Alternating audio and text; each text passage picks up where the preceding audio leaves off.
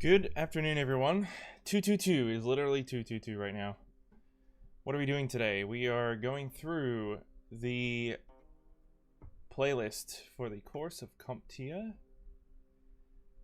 and we are gonna love it, aren't we? So CompTIA, we're doing CompTIA and we're doing SC-300. I think we're doing a bit of both today. If you're having fun here and you're trying to get to cybersecurity role like me, subscribe, boys. If there's any girls here, let me know because I'll be shocked. Wouldn't expect girls in this role because for some reason women don't seem to flock towards technology generally.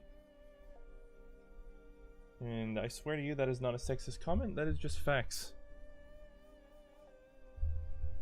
I've tried to get my partner into cybersecurity, and she's like, oh yeah, okay, yeah, seems alright. Never does anything. No, is not drawn to that. Anyway, I guess let's get started. We are cooking right now. We're waiting for some food. So let's continue studying while we wait for that, and we will get that in a second.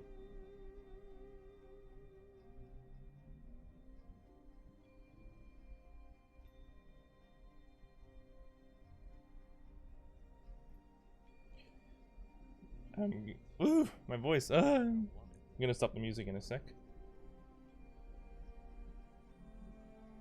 Here we go. We're doing CompTIA and we're doing SC-300. I think we're doing a bit of both today.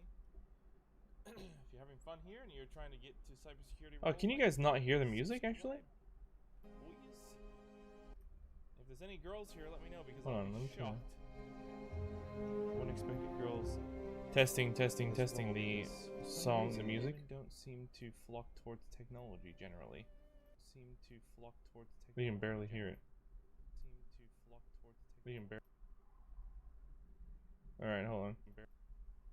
Burp. All right, hold on. Burp. Can you hear that music? I'm testing. Can you hear that music? I'm testing. Yeah, I think I can hear it. I'm testing. Yeah, I think it's pretty quiet though, I realize.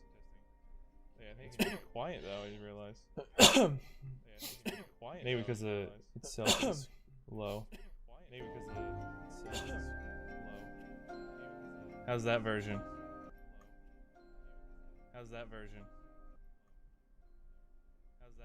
Pretty quiet still. Anyway, let's do it. Pretty quiet still.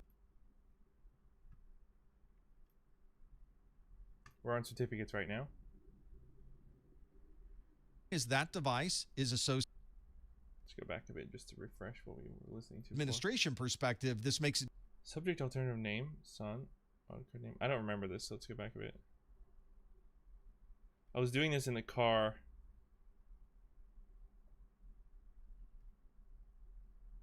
I might have to go over this again, to be honest. That needs a certificate. We don't have to go outside to a public CA. We can simply use our internal CA to create those certificates. The process for creating a digital certificate, having the certificate authority digitally sign that certificate, and distributing it back to the end user is exactly the same as you would use with an external CA. The only difference is we're using our internal CA to provide the trust and provide digital signatures for all of our certificates. As long as you've installed your internal certificate authority certificate to the trusted chain on all of your devices, it works exactly the same as an external or public CA. All of these devices will inherently trust anything they're connecting to because you've digitally signed those with the internal CA. If you're visiting a website in your browser and you click the lock that is in the address bar, you'll be able to see all of the details of that certificate. And if you scroll through this web server certificate, you may see a section called Subject Alternative Name. Sometimes we refer to this as a wildcard certificate because it allows you to put the name of a domain with an asterisk associated with the name of the device. This means the certificate that we've created can be used for any device that happens to share that fully qualified domain name listed in the subject alternative name. For example, in this certificate, there are a large number of DNS names that are listed. One of these is birdfeeder.live, which is one of my certificates, and you can see it has an asterisk.birdfeeder.live. That means that this certificate could be used for www.certificate.live, ftp.certificate.live, mail.certificate.live, and so on. From an administration perspective, this makes it very easy to create a single certificate and distribute that certificate to a large number of devices within your organization. As long as that device is associated with that domain name, this certificate will be valid for that service.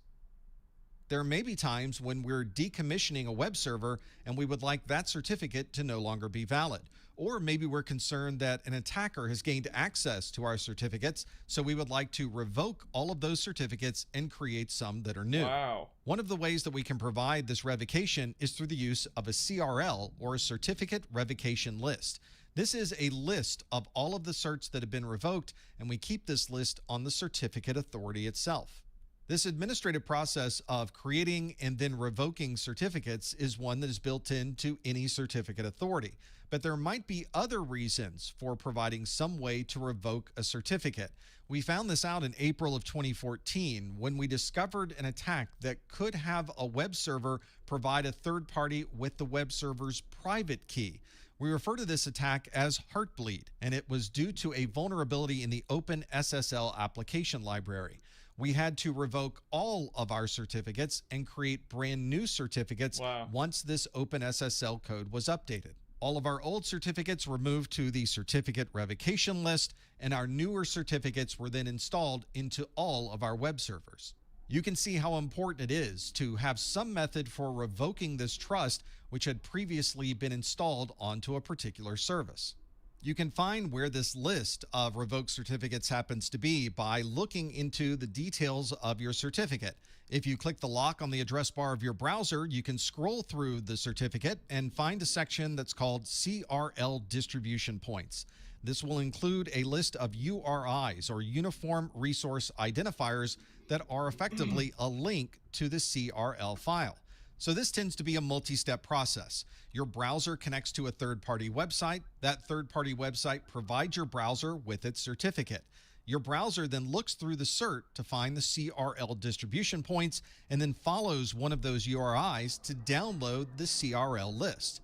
From there, your browser can look through this list and identify servers. I'm trying to figure out the point of this as well.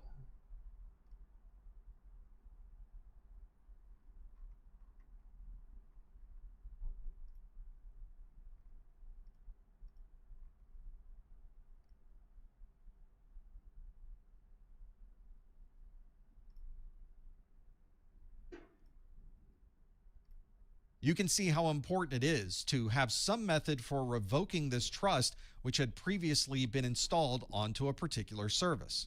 You can find where this list of revoked certificates happens to be by looking into the details of your certificate.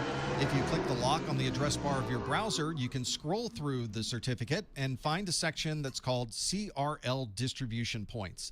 This will include a list of URIs, or Uniform Resource Identifiers, that are effectively a link to the CRL file. So this tends to be a multi-step process. Your browser connects to a third-party website. That third-party website provides your browser with its certificate. Your browser then looks through the cert to find the CRL distribution points and then follows one of those URIs to download the CRL list. From there, your browser can look through this list and make sure that this certificate is not one that's listed as being revoked. As long as it's not in the list, you can continue with your browsing session. But if this certificate from this third-party website is listed in this CRL, your browser knows that that is now a site that is not trusted, this certificate is not valid, and it will not allow you access to that web server. As you can imagine, it's not very efficient to have a single file that lists out all the revocations for a certificate authority. It would be great if we could have a more efficient process that didn't involve us going to a third-party site and downloading a big list of revocations. Fortunately, we've created a protocol that does exactly that. This is OCSP, or the Online Certificate Status Protocol. Relying on the certificate authority to provide a list of all of these revocations to anyone who might be visiting our website is inherently inefficient. To make this process more efficient, we can put the status of our certificates onto our web servers itself. This is accomplished by sending status messages about the validity of your certificate during the SSL handshake that occurs when you first connect to a web server. This is referred to as OCSP stapling because we're embedding the status of this certificate within the handshake of this server. We obviously can't trust a third-party web server to truthfully tell us the status of the certificate, so this OCSP protocol uses a digital signature by the CA to validate its status. Most browsers today support OCSP for the Online Certificate Status Protocol, which means the browser itself can handle all of the checks for revocation when you visit a third-party website. If you're not stapling the status into the handshake message, you could use a third-party server to provide the OCSP status information. This is easily added to the certificate, and it's much more efficient than downloading an entire certificate revocation list from your CA. If your organization is using very outdated browsers, you may find that OCSP is not an option. And even some of the newer browsers say that they support using OCSP, but unfortunately don't implement the checks properly to be able to confirm the status of a certificate. Most modern browsers support OCSP, but you might want to check your browser and see that it really performs the validation when you connect to a website so that you can tell what the status is of those certificates. Oh my god, that was a lot. Oh shit. Let me have a look at this video real quick. I have been asked many times by students and commenters on YouTube what advice I should give them. Okay, so to start things off, it's important to know what the requirements are for the exam. So you have 90 minutes to answer up to 90 questions. The questions will consist of multiple choice questions and something called a performance-based question, also referred to as a PBQ. Now, PBQs are a simulation type question, and they often require multiple steps to complete. CompTIA has mentioned that you can earn partial credit. Okay, so to start things off, it's important to know what the requirements are for the exam. So you have 90 minutes to answer up to 90 questions. The questions will consist of multiple choice questions and something called a performance-based question, also referred to as a PBQ. Now, PBQs are a simulation type question, and they often require multiple steps to complete. CompTIA has mentioned that you can earn partial credit for performance-based questions. However, they are very confidential when it comes to their grading methods. So I mentioned up to 90 questions. And how this works is that the more performance-based questions that are on your test, the less multiple choice questions you will get. And from my personal experience, I have gotten as little as 2 PBQs and as many as 5 PBQs on any of my CompTIA exams. And to receive a passing score, you must score at least 750 on a 100 to 900 grading scale, which technically makes the Security Plus a harder exam to pass due to the score requirement compared to some other CompTIA exams, such as the A+ or the Network Plus. All right, so let's go ahead and discuss some exam resources. Now, it's extremely important to know what the objectives are. I mean, not only can it act as a study guide, but you will only be asked questions on the topics within the exam objectives. I'll go ahead and leave a link to the exam objectives in the description below, but the 5 domains that you will be tested on are general security concepts, threats, vulnerabilities, and mitigations, security architecture, security operations, and security program management and oversight. A method of studying that has worked for my students is to go over each and every objective one at a time. And if you can confidently explain what each one is, you're ready to then move on to the next objective. Now, I do want to warn you though, you're going to come across a lot of different areas within the exam objectives that you may never heard of before. And that's okay. Just make sure to take notes and spend extra time learning about it. I mean, the last thing you want is to have a question on an exam that is referring to something that you have never heard of before. All right, so now let's go ahead and move on to course material. And this is the bread and butter and where you'll spend the majority of your studies. Now, if you've watched other videos on how to pass the Security Plus exam, this section might actually not be a surprise to you. I mean, the gold standard is going to be the Jason Dion and Professor Messer courses, and you can pass with just these resources. Both Jason Dion and Professor Messer cover every single exam objective in detail. Now, Jason Dion's course material leans towards spending more time on each objective, which if you're really interested in the subject, may be more of a benefit as you really get down to detail with each objective. But with that said, Jason Dion's course is much longer than Professor Messer's.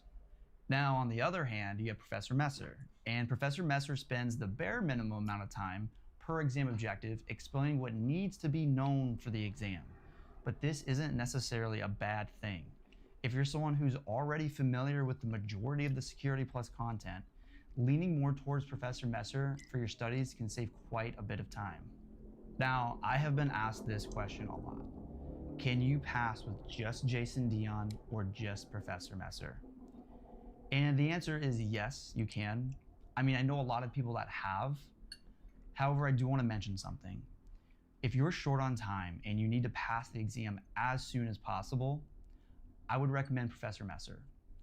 But if you're wanting to learn and actually digest the information, I would recommend Jason Dion. However, ideally, and this is what I recommend, you actually learn from both. They're both fantastic instructors that teach in... Well, the thing is, I'm not... I don't need as many concepts and in-depth material understandings of this stuff for Security Plus in particular, because as much as it is a baseline for entry and understanding all of the stuff fairly well, I think the truth is I need to go more in-depth into other things like SC-300 and identity stuff, because that's the career that I want to go into. Their own way, so you will benefit from learning the material with different perspectives. You can find Jason Dion's course on Udemy, and it does have a cost to it.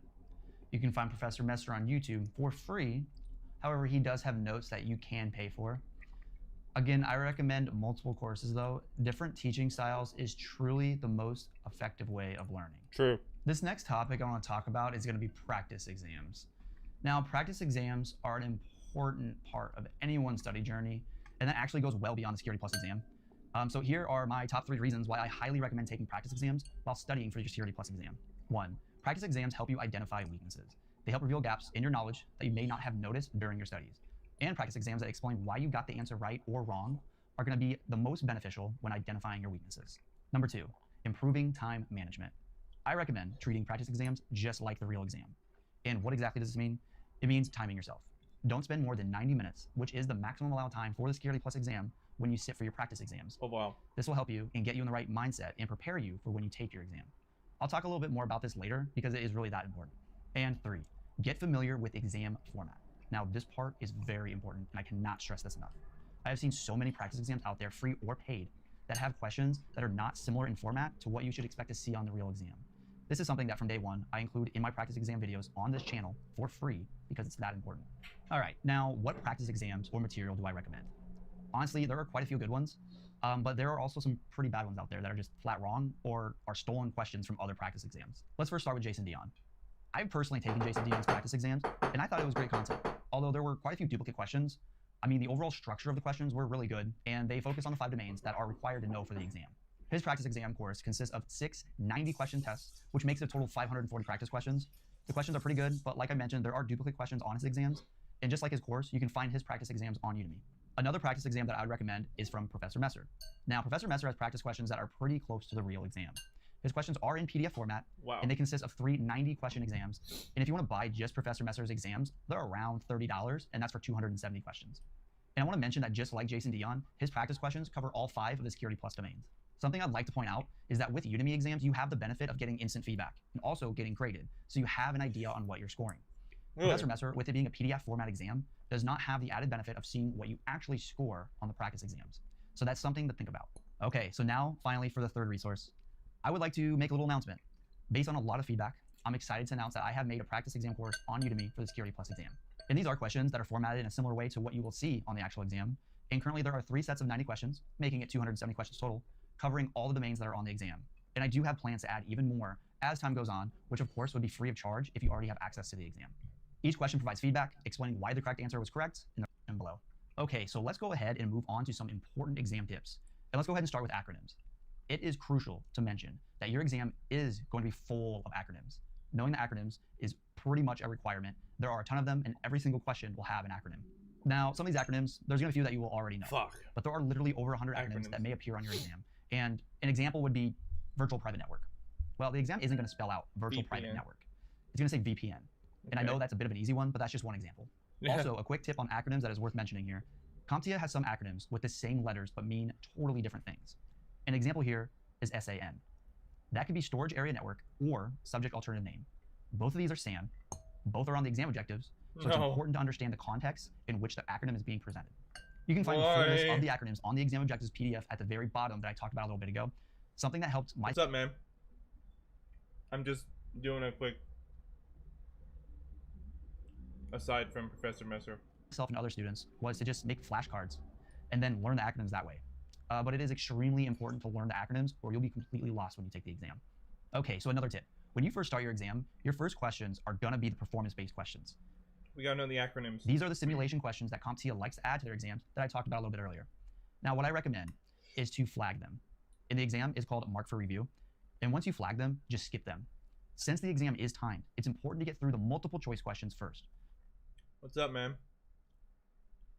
I'm eating lunch while studying. Trust me on this, you don't want to spend a lot of time on the performance-based questions in the beginning, only to find out you're running out of time for the rest of the multiple choice questions.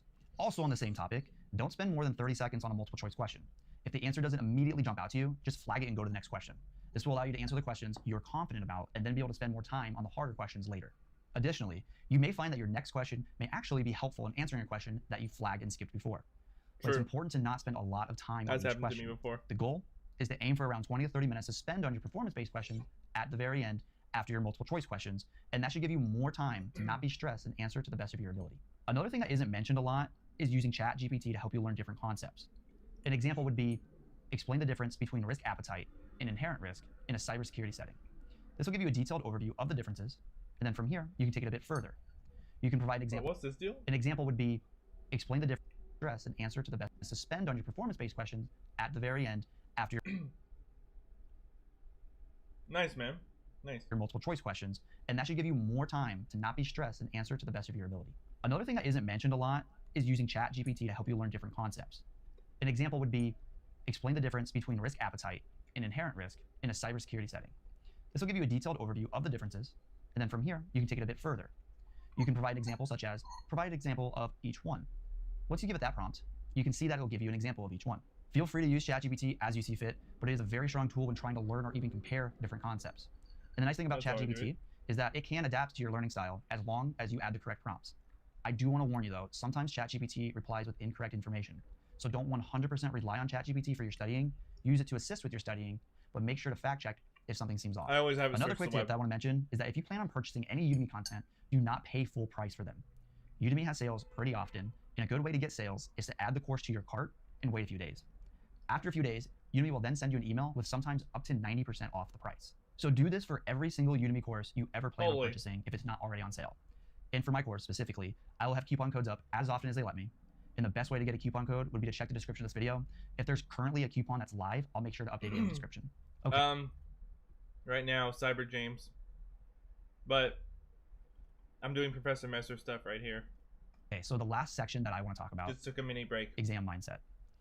This next thing I want to talk about might sound a little weird, but that's to schedule your exam at the beginning of your studies. A lot of students have a goal to take their exam on a certain date, but if nothing is holding them accountable, they don't usually hold themselves accountable. So set a realistic goal, purchase a voucher, schedule your exam, and then get to studying. It truly does make a huge difference when it comes to keeping yourself on track. And trust me on this, it is a lot easier to keep yourself on track when you spend money up front and schedule an exam. And I get it, life happens. If you need to reschedule for any reason, CompTIA makes it pretty easy to do so, as long as you reschedule at least 24 hours before your exam appointment. Also, it's pretty important to develop a study strategy. And what exactly does this mean? Well, if you're someone that learns best by repetition, use flashcards to learn. If you're someone who learns best by having a guide on what to learn, use the exam objectives as a study guide. Whatever method you use, make sure to set goals. These goals can be something like learning one section a day, 5 sub-objectives a day, 1 domain a month. Whatever works for you, just stick to that plan. I can't tell you how to best study for it. No one can tell you how to best study for it. I mean, right now, I think I just do, but I've got what's it called? Anki stuff. Where were those free Anki decks? They're on my other computer. I'll transfer them over soon. Let's continue with Messer. Ah, fuck.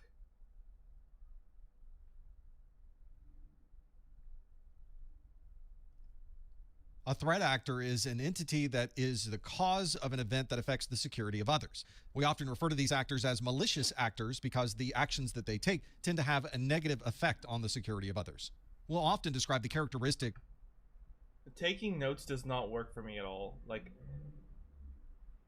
I can't focus on what I'm seeing in front of me. Of these particular threat actors with a series of attributes, and in this video we'll step through these threat actors and how some of these attributes may be associated with their actions.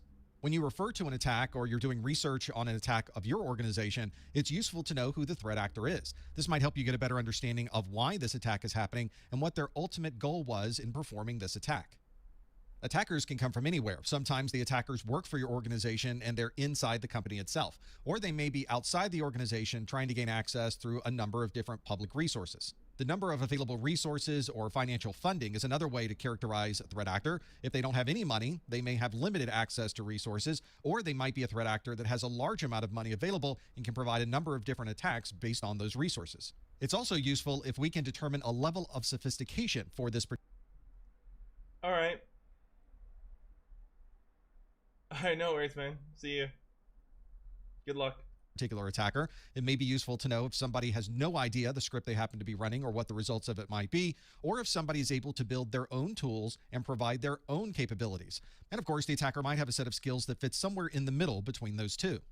One of the comments I'll often hear from others when describing certain attacks against organizations is they'll ask, why would somebody want to do that? Well, the answer is many, many, many different reasons. There could be a need to find data and be able to exfiltrate that data from the organization. This may be a competitor performing espionage, wanting to know what another company may be working on. Maybe they're just trying to disrupt the service in that company to create problems for their customers. And there could be a number of different motivations, and that simply depends on the situation, the attacker, and who's being attacked.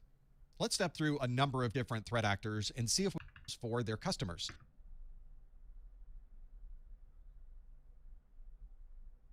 And there could be a number of different motivations, and that simply depends on the situation, the attacker, and who's being attacked. Let's step through a number of different threat actors and see if we can figure out what their motivations might be. Let's start with a threat actor that is usually on the outside of your organization. This would be a nation state. This is often referenced as an entire government or an arm of that government dealing with national security. A government might have many different motivations for an attack or disruption of your services. These could be things like data exfiltration, philosophical reasons, maybe political reasons for performing this attack, or they may just be trying to disrupt the services that you're already providing. And ultimately, a government may be trying to pull someone into a war. As you can imagine, a government organization figure out what their motivations might be. Let's step through a number of different threat actors and see if we can figure out what their motivations might be. Let's start with a threat actor that is usually on the outside of your organization. This would be a nation state. This is often referenced as an entire government or an arm of that government dealing with national security. A government might have many different motivations for an attack or disruption of your services. These could be things like data exfiltration, philosophical reasons, maybe political reasons for performing this attack, or they may just be trying to disrupt the services that you're already providing. And ultimately, a government may be trying to pull someone into a war. As you can imagine, a government has enormous resources available for these attacks. A government might use these resources to have constant attacks against their enemies and be able to attack multiple locations at the same time. Very often, these types of attacks are referred to as APTs, or Advanced Persistent Threats. These can be especially dangerous threat actors because they have the resources of an entire government behind them. They can afford to have the most sophisticated developers creating very advanced attack types. And they're using these resources to attack military control locations, utilities, or to get control of another country's finances. If you're interested in seeing what a combination of governments working together can do to create a very sophisticated attack, you might want to look into the Stuxnet worm. This is a worm that was created by the United States and Israel, and it was specifically designed to destroy nuclear centrifuges. We move Wow. from attackers that are very sophisticated to attackers that aren't sophisticated at all. These are unskilled attackers that may run scripts without any knowledge of what's happening under the surface. If the script works, then the attacker was successful. But if the script doesn't work, the attacker doesn't have the skills to understand why the attack didn't work and what they could do to modify these scripts.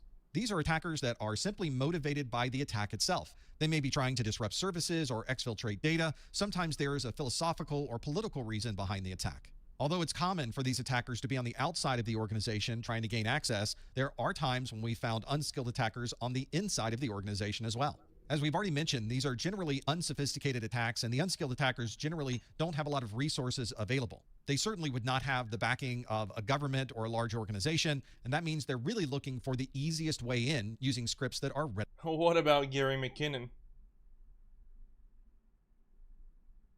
readily available.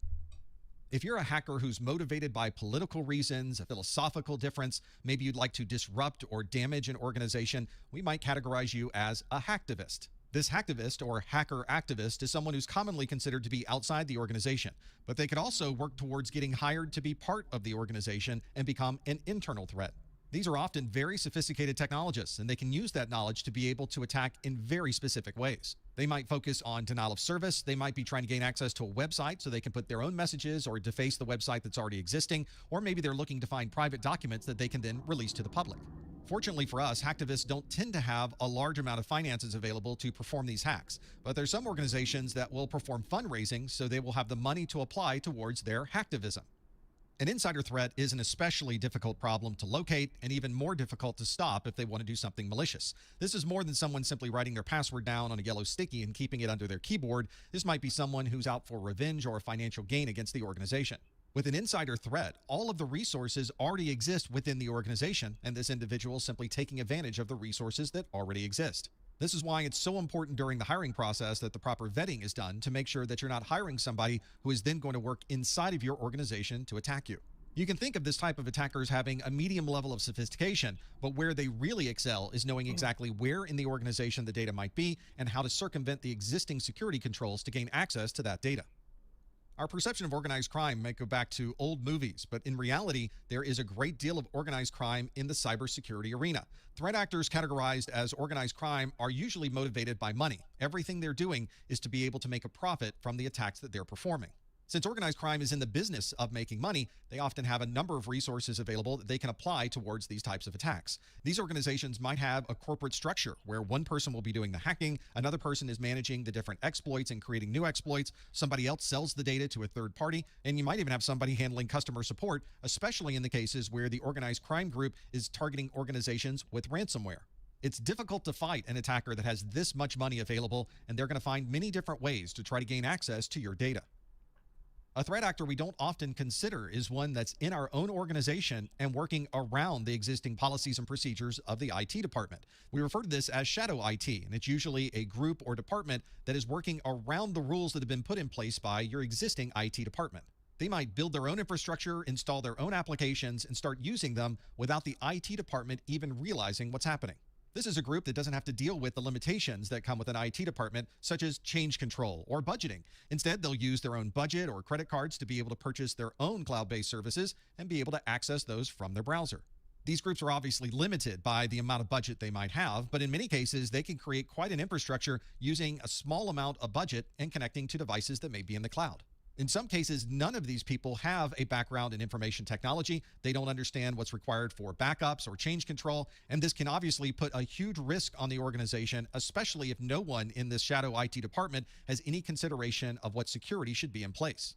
Let's summarize these threat actors into this single table. We'll look at the nation state, unskilled, hacktivist, insider threat, organized crime, and shadow IT. The nation state, unskilled, hacktivist, and organized crime tend to be external to the organization, but insider threats and shadow IT are commonly internal. The resources for each of these different threat actors can vary, where you might have a nation state with extensive resources available, and unskilled attacker may have very limited resources. We can also see that threat actors like organized crime and nation states might have a very high level of sophistication, but if we find a threat actor who may be unskilled or be in the shadow IT department, they might have very low or limited sophistication. And of course, all of these threat actors have their own motivations for performing these attacks. And if you are a nation state, you may have a specific goal to be able to disrupt or create problems for a different government. Or if you're an insider threat, you're out for revenge or some type of financial gain. If we understand the motivation, we can then adjust our security to best prevent this type of attacker from gaining access to our systems. Nice. Let's go into common threats now. We're in section 2.2 now. 2, basically. A threat vector is the method that an attacker uses to gain access to your systems. Sometimes you'll hear this referred to as an attack vector. This must be threat and attack stuff.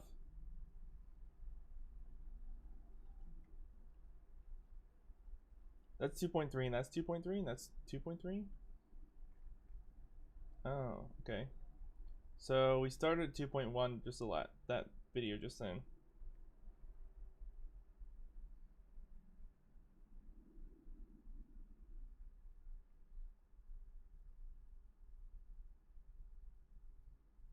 Hackers are constantly trying to find new ways to gain access to your systems, and so they're spending all of their time. What video is this? Hey, man.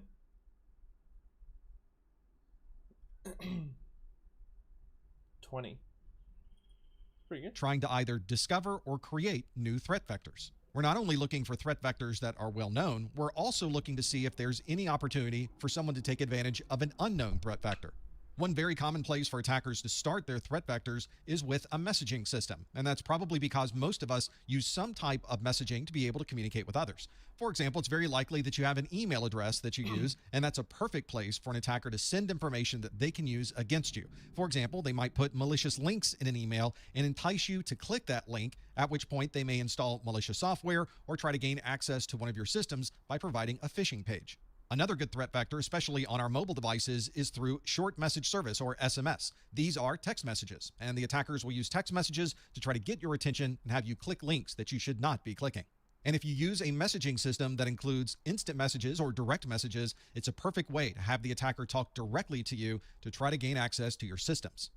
Phishing attacks work exceptionally well using these messaging-based attacks because they can communicate with you directly and entice you to click links that normally you would not click. And then once you click a link and visit a site, it may present you with a front page that looks exactly like your bank's login, but it's not really your bank. And that's where the phishing is able to take advantage of this trust that you have for your messaging system. The attackers might also use that message to be able to either embed malware within the message itself or provide you with a link that takes you to a website, which then downloads the malware.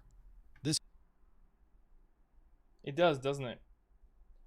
We follow this whole thing, and I've got Anki decks getting ready to go. So as soon as we go through all of this, I'll go through the Anki decks, and I'll probably start the Anki decks maybe today or tomorrow, and go through at least security section because we went through the security group. We need to solidify all our knowledge. This is also, and I'm really good with like flashcards and repetition and stuff like that.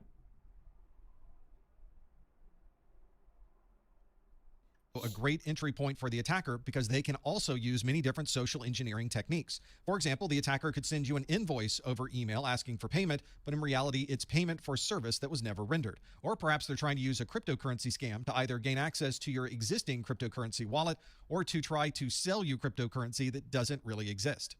Here's an example of a spam that I received in my text messages. This one was sent from an onmicrosoft.com email address, and you can see that it says, from the United States Postal Service. Message. You have a package that needs to be delivered, but it has been suspended due to an incorrect delivery address. And now they expect you to click this link that's embedded within the text message. Obviously, I did not click this link, but undoubtedly it would take me to a U.S. Postal Service site or some other site that might have malware or some other malicious software. And for those of you wondering, I did click the report junk link, and hopefully this particular message or sender was able to be removed from the service.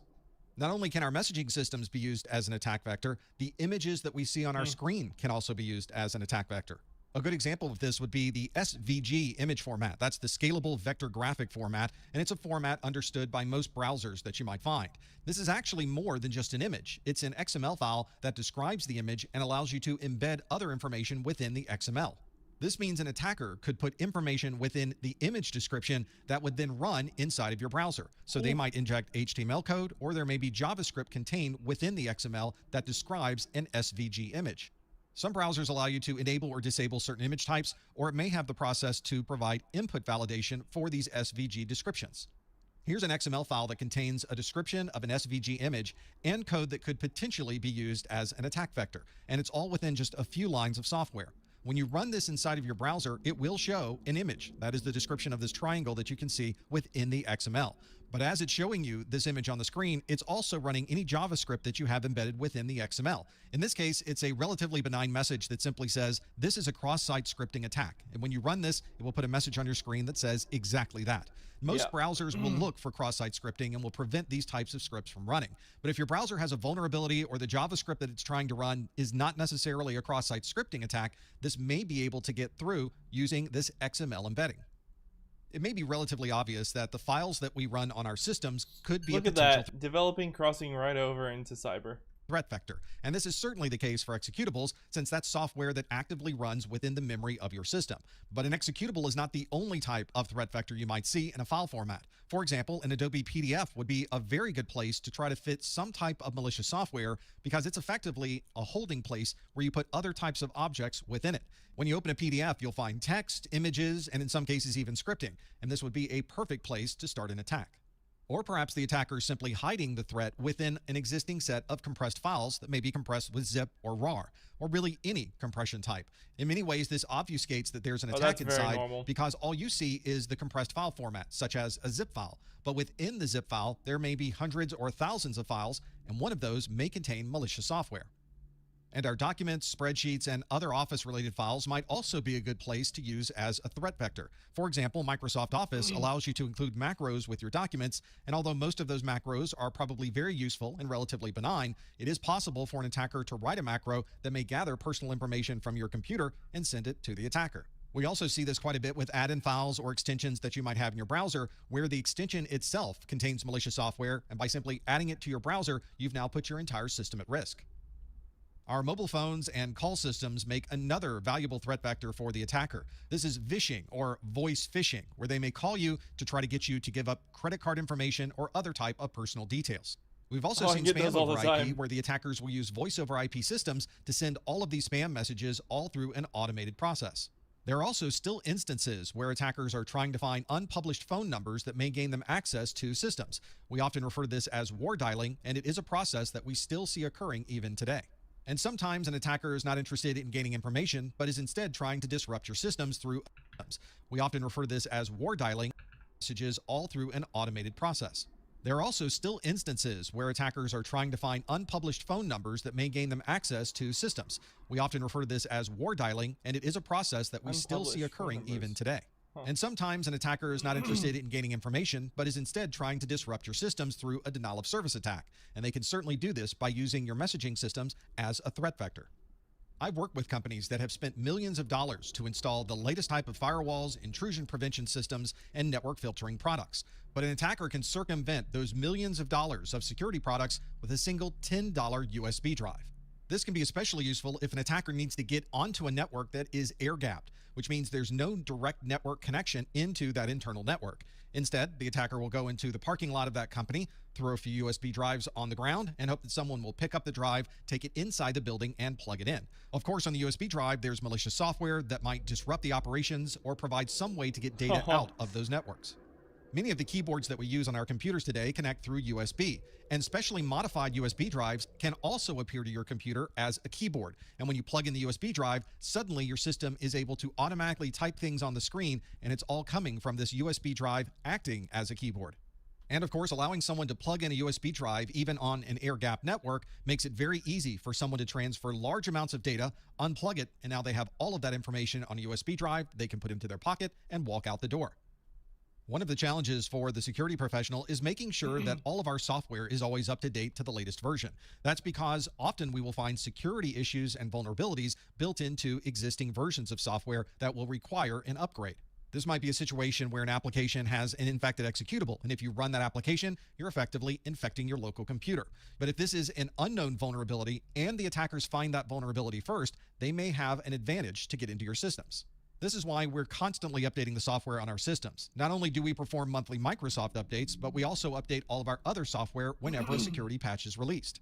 But what about software that's not installed on your computer? What if it's more of an agentless system where you have to connect to a separate system to be able to see that software? This is very common with web-based applications, for example, where you don't have to install anything local on your computer. You simply use your browser to connect to an external system.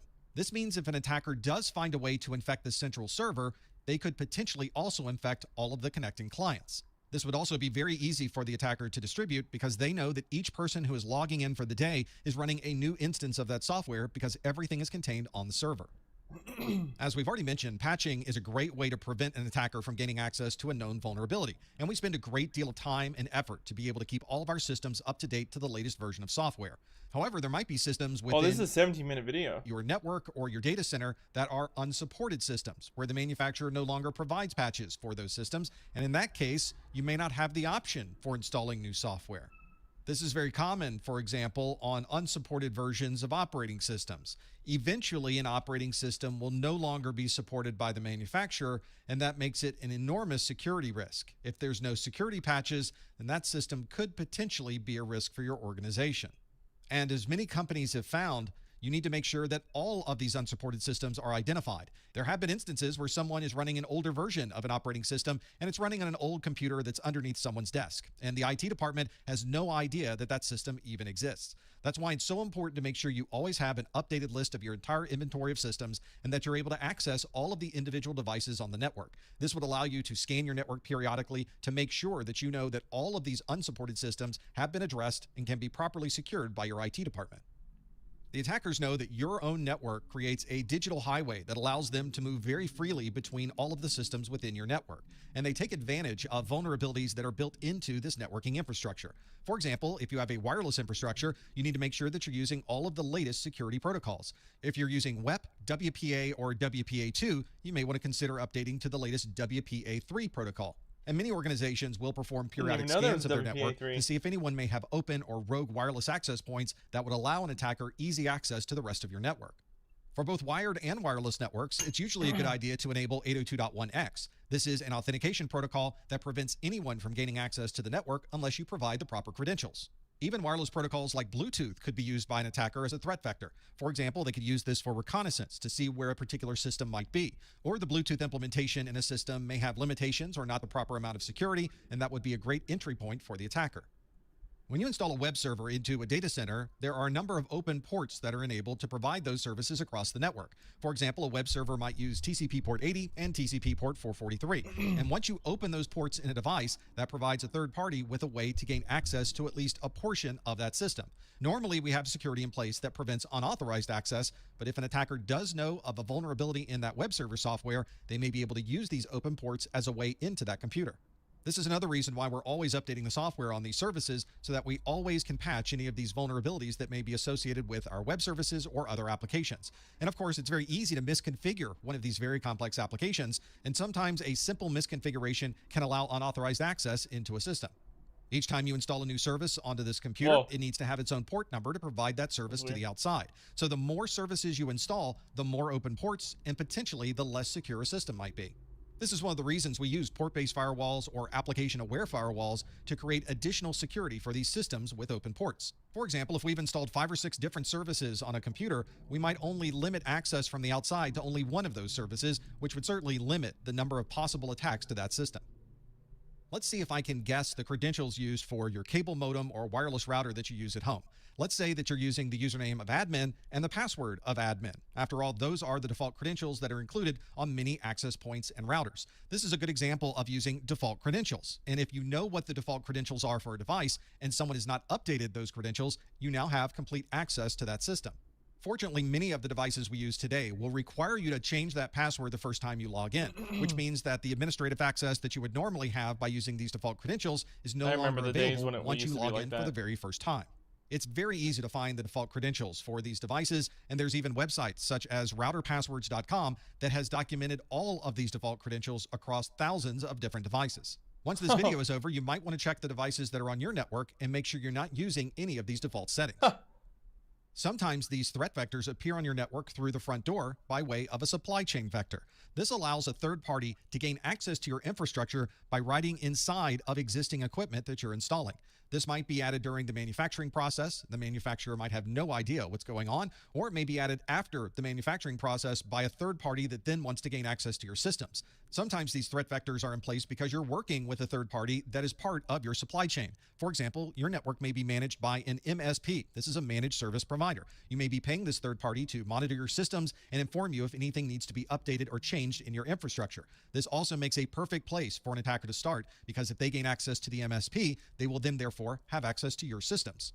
This was the threat vector used by attackers that gained access to Target's network in 2013 and was able to install malware on all of their point-of-sale systems in order to steal credit card numbers. The attackers gained access to systems that were controlled by HVAC contractors that were hired by Target, and therefore were able to jump from the HVAC network to the Target network and then to all of the stores in the Target systems. And there have been cases where counterfeit hardware itself was used as a threat vector. For example, in 2020, there was a documented case of fake Cisco Catalyst switches being installed. These switches were identified because they weren't able to update their software properly, but certainly those systems could be used as a threat vector and have malicious software that would allow an attacker to take over those switches. Wow. All right. Let's take a little break and break this up a little bit. Let's do some Anki deck stuff. So let's see, CompTIA Anki deck. Based on Professor Messer, someone made. Really? 2023 though.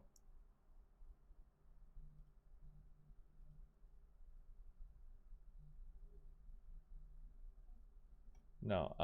I want.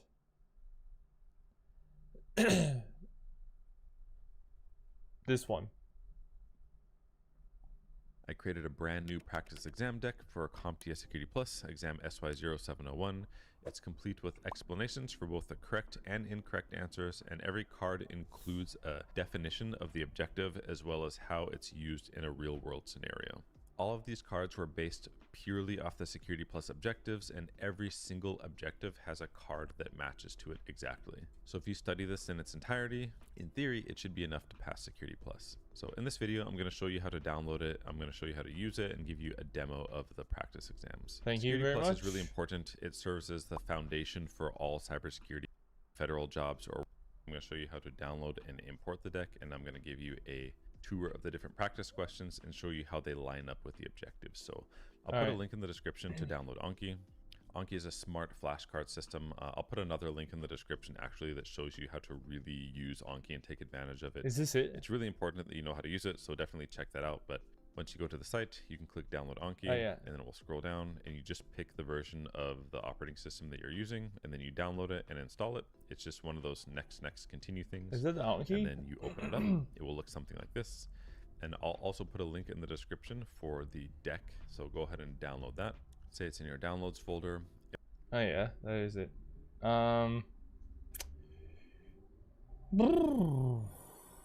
Is this the same one that I have? Let me check really quickly. I got it on my Mac.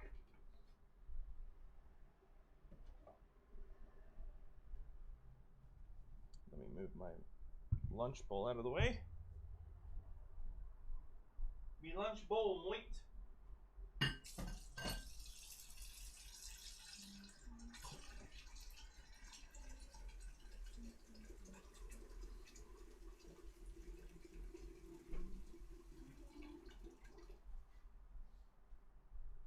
I really want some vanilla Coke right now. Oh shit.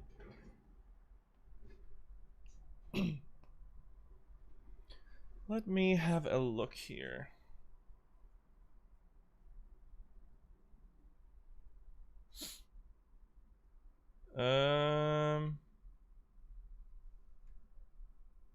Prod 251001-7 CompTIA Security Plus exam SY. Hold on, let me just move this over here. SY 0-701. Oh yeah, that's it. Prod 25. Oh wait, 250926.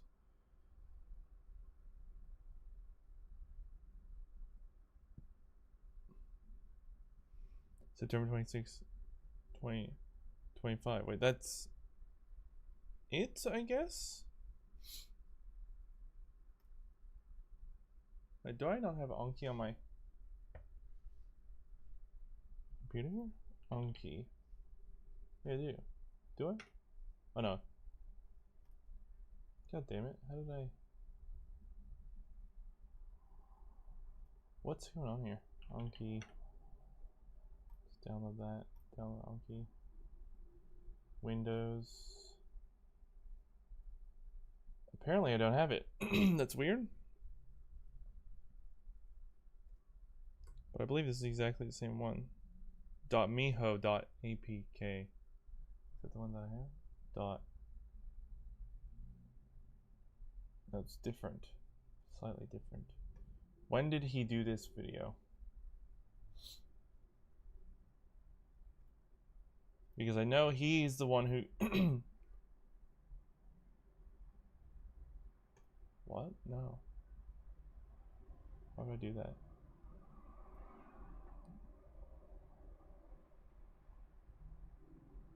What have I watched? Where's my history? Hold on. Videos. Josh. Metacore. Oh, shoot, that just searches the fucking web. Hold on. Oh, here we go. Josh Metacore.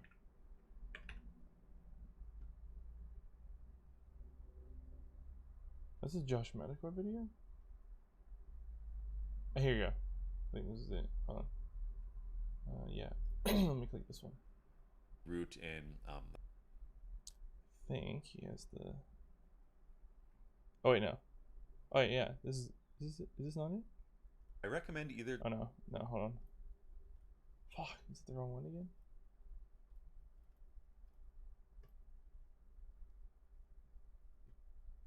Josh Medical. It's not this, is it? No. Fuck, which one was it? Which job? Which... Fuck. I swear I had this in my history. recommend either just going with AWS or Azure. If you want to study with Azure, I just recommend getting the AZ900 certification. It's super cheap, and even if you don't get the actual certification, the whole like curriculum and everything is free. Network Plus curriculum, and we also have a Network Plus exam practice question deck as well for free, which I'll put in the description. Oh yeah. And then the next layer of our roadmap, we're going to cover This is the cloud deck one. platforms. So I recommend either just going with AWS or Azure. If you want to study with Azure, I just recommend getting the AZ900 certification. It's super cheap, and even if you don't get the actual certification, the whole like curriculum and everything is free already on Microsoft Learn, so you can just do that. And then same with AWS Cloud Practitioner. I think that exam yeah, here you is go. either free or really cheap. So either one of those.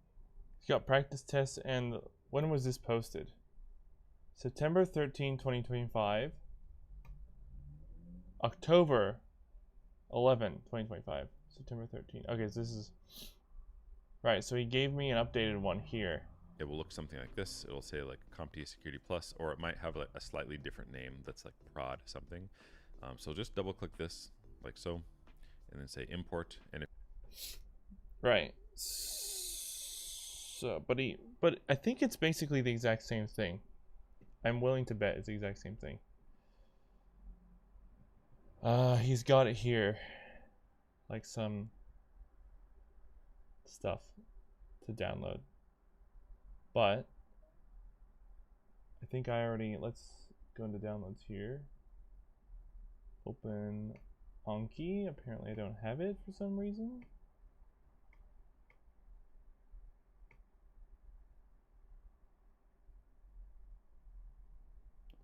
Wait, this is Anki, right?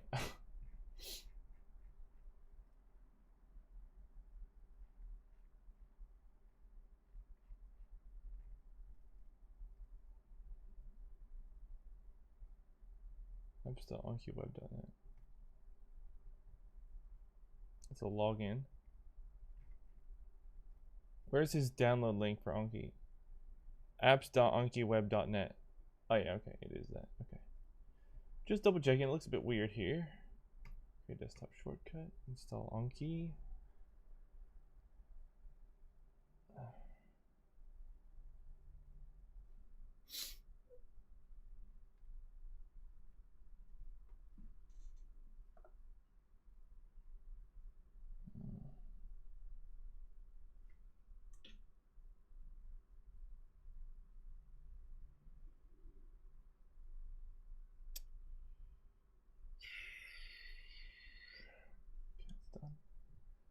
Now let's open that file up. The Anki file. Delete this. Open Anki. English, okay. Yes, English, please. Import.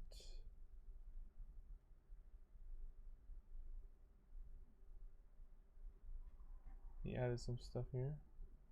Okay. Yeah, let me have a look at my one on my Mac and see what it looks like. So much dust in my place. Fuck.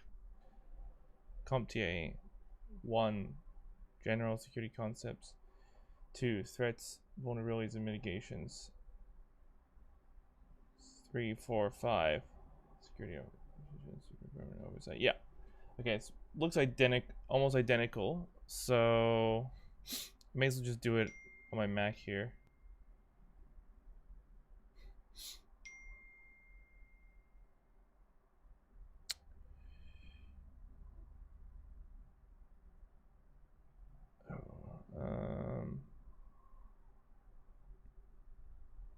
And then I've also got the CCNA Network Fundamentals exam prep here as well, which I won't be doing yet, but probably later in my life, a little bit later, perhaps, mayhaps.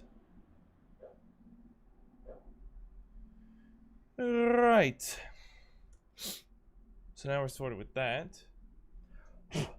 We also applied to a bunch of help desk jobs today.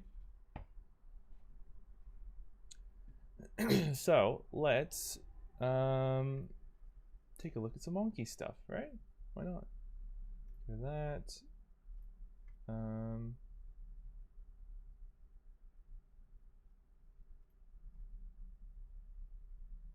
I could do that just for information, right?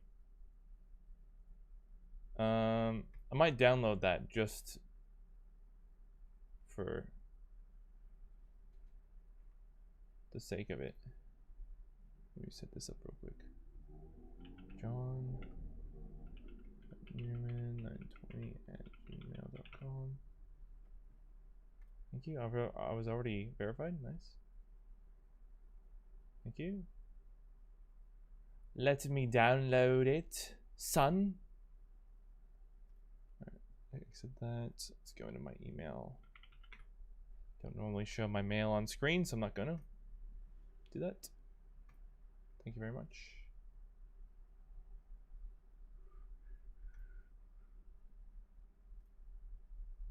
All right. Now I've added A+. Oh, wait, A+ 1101 and 1102. Ooh, that looks like there's gonna be a lot of shit in there. So I might work through that slowly in my own side time. Let's see. So I don't need this one anymore. Well, let's just start up. Can I get any music? Or just like, I just want something that's chill and lets me think.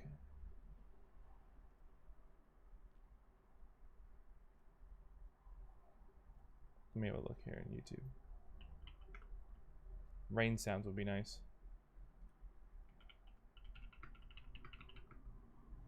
Copyright free rain sounds. No copyright.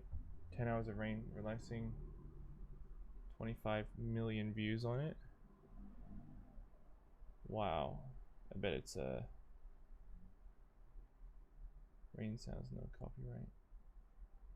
Really?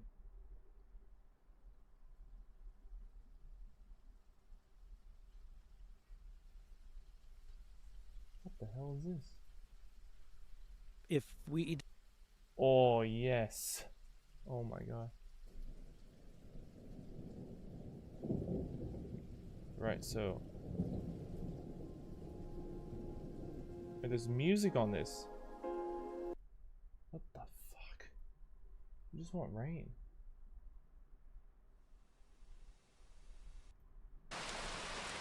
There you go.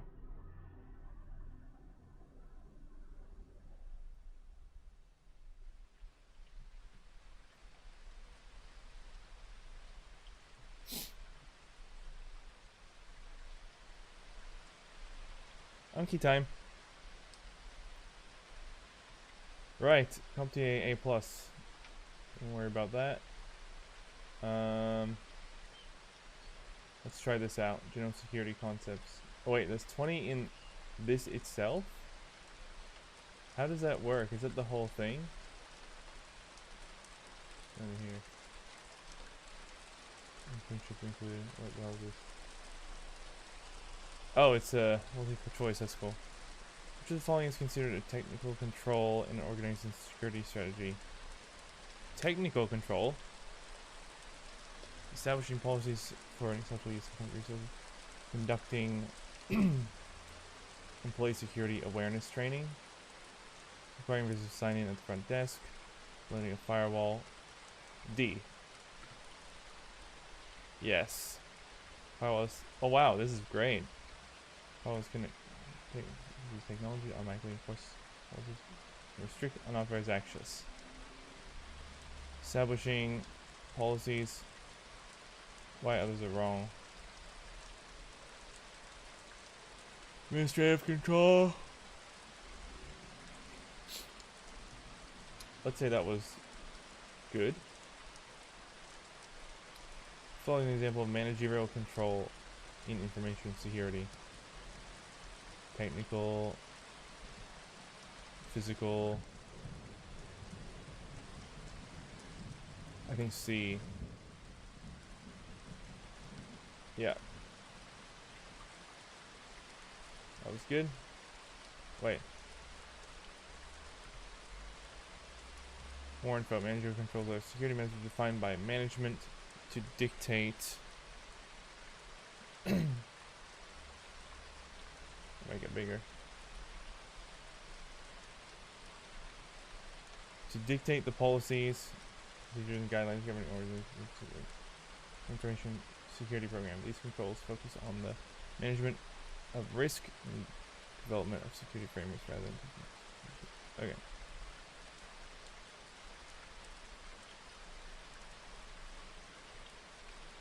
Good. The following is an example of an operational view. Operational control in information security management. Operational control. Alright, here we go.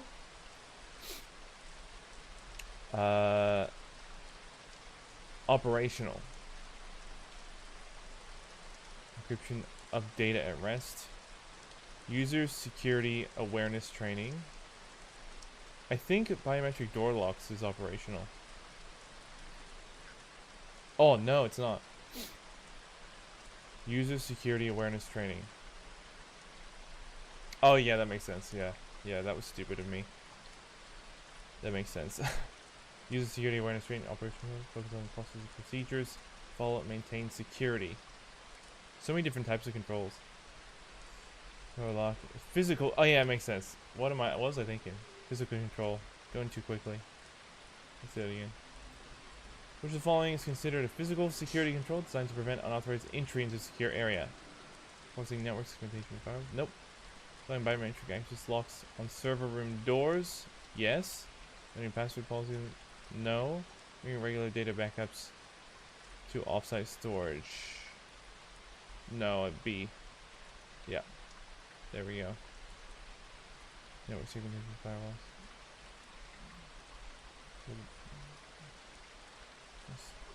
Facilities, equipment, other resources, tangible means. Yeah, fair. That's good. Good. Which is following is an example of a preventive control in an organization's security strategy.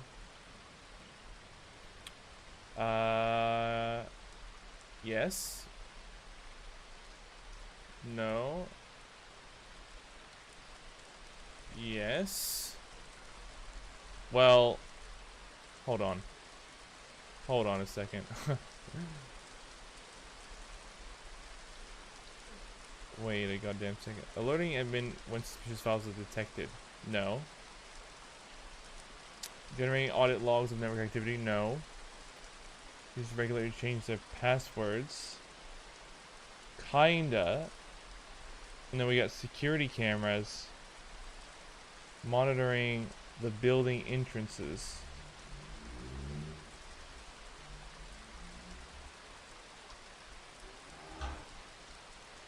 Preventive control.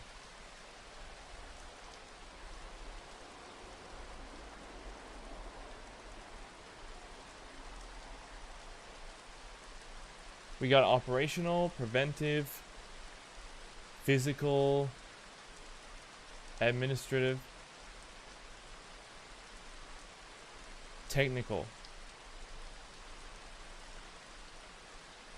So maybe A, since it's not that technical. I don't know. It's between A and C. I'm not sure. A. C is technical, right? Let's see. Oh, detective control. Ah, yeah, I was missing detective control. Okay. Fuck, there's so many sections. Detective control as well. Detective or corrective control? Oh, yeah, there's corrective, compensation, compensating. Damn. Alright. Let's go again on that one. Which the following example? Operational control. Operational control. Oh, yeah, we went to this one again. This one before. Operational control is users doing awareness training. B, yeah. Say good. The deterrent control. I don't. Well, I remember that, but I didn't remember it before.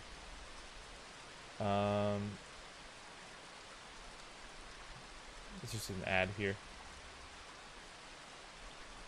Following best represents deterrent control and physical security. Physical security.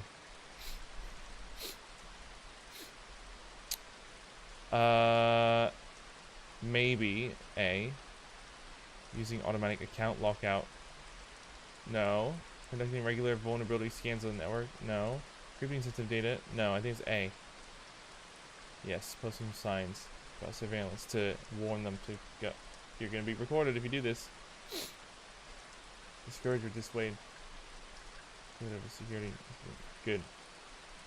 Detective security control. Focus. Remove vulnerabilities. No. Detecting system that alerts admin. Yes. C.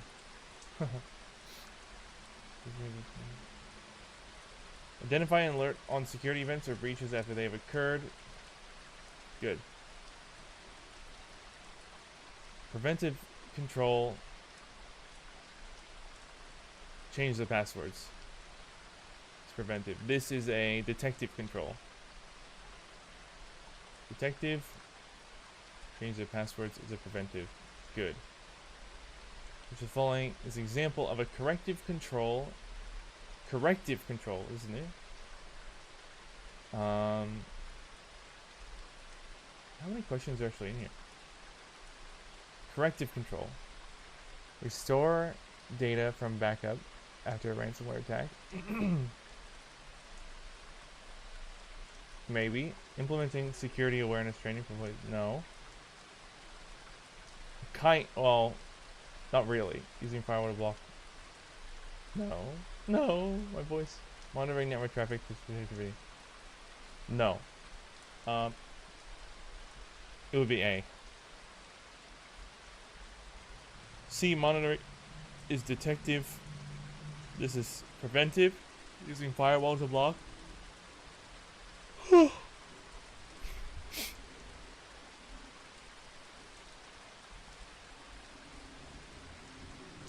Firewall blocks. Applying security awareness for training is preventive. Yeah, say that was good. Actually, let's go back and say that was hard. Compensating control. Here we go.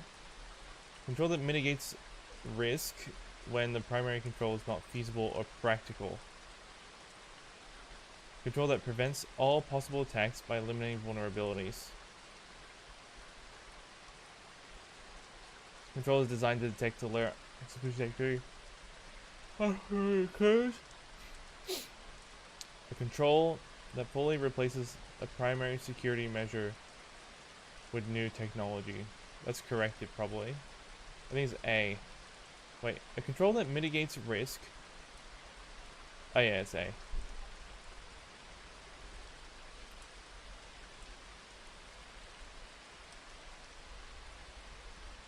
Wait, hold on, what?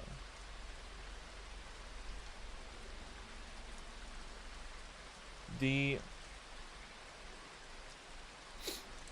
Oh, it's just a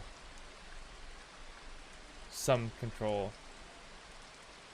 This is detective. Yeah, nothing can. That's why I thought that was weird. All right, let's say that was hard as well. This volume best exemplifies a directive security. Oh, directive fucked me around the other day when I was listening to it. Directive, automated. I'm not clear on this.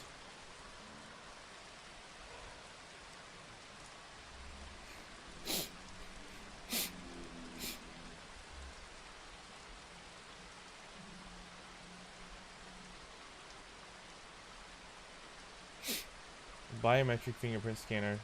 No, that's physical. Fire suppression system in server rooms. No, that's physical, I think. Automated system event logging and auditing. An organization's acceptable use policy for employee devices. I think it's C. Yes. Damn. Acceptable use policy. Provides formal instructions and guidance to employees regarding proper device usage. Oh, this is corrective control. Oh, that makes sense, yeah. Not physical. This is physical. This is preventive? I mean, it's also physical, right? Automated system event logging and detective control. That is hard. Which of following best describes primary goal of confidentiality of the CIA triad?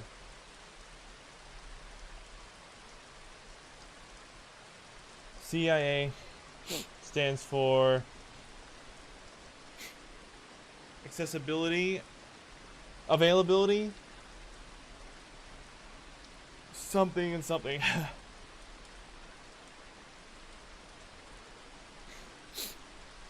Are available when needed.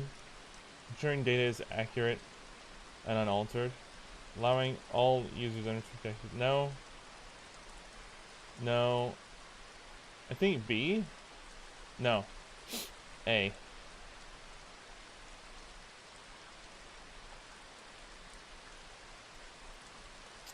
Confidentiality ensures that only authorized individuals or systems can access sensitive private data.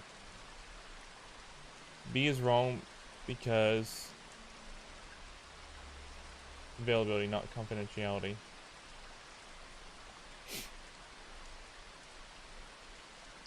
Oh! I totally misread the question. See, you gotta be careful. C is confidentiality in this triad, and it was asking me about C, which makes sense. Now I know why it was A. But I was thinking like the whole thing, and I was like, wait, it doesn't make sense now. I just have to pick one. Let's do it again. So following is considered a technical control security strategy.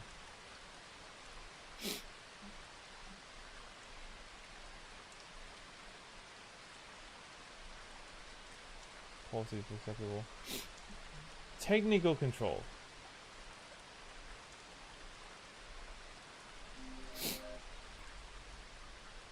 Requiring visitors to sign in at the front desk.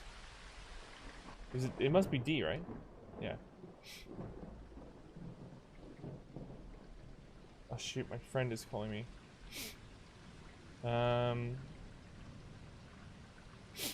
That's what I had. I did this already.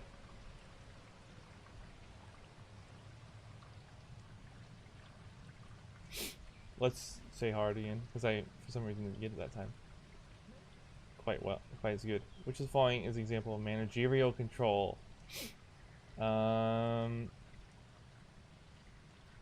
C. Yes. Good. Following best describes primary goal of confidentiality. Confidentiality. That's A. Non-repudiation. This is a problem for me. BRB, 1 sec.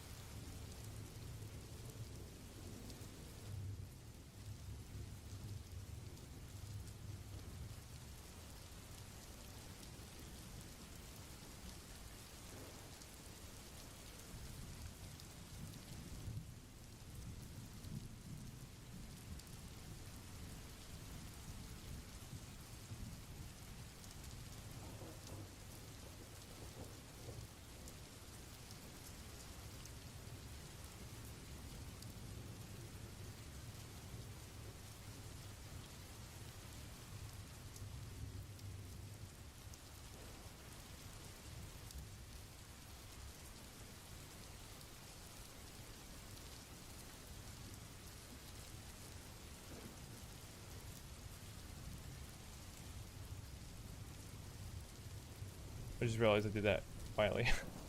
Which is the following example of corrective control and information security. A. Storing data from a ransomware attack. Good. Which following best describes compensating control. A, I believe, right? Yeah. Good. Which is the following is considered a physical security control designed to prevent authorization into a secure area. B. C, it's also physical. Which component of the AAA framework is responsible for determining a user's permissions after their identity has been verified? Authorization, B. Been doing quite a bit of learning on that one, so that's going well. Which is the following is an example of an operational control in operational control. B, user security awareness training. Which is, there's still 7 new ones for today. Could do even more. Which is following best describes concept non-repudiation. That is showing proof that an individual performed sent an action or message. Good. Wait. Double click. Check that. Yes. Following best deterrent control. This is warning signs 1. Yes. Following best exemplifies a directive. Using acceptable use policies. C. Yes. Following best describes the process of verifying a user's identity before granting access to a system. Authorization. Authentication, sorry. C. Good. Following best describes the process of verifying the identity of a user on a system before granting access. Authorization. D. Why is it doing that? Wait, what? Following best describes the process of verifying. Oh yeah, I meant authentication. Why did I say authorization? Hold on. Now I'm Did I confuse myself here?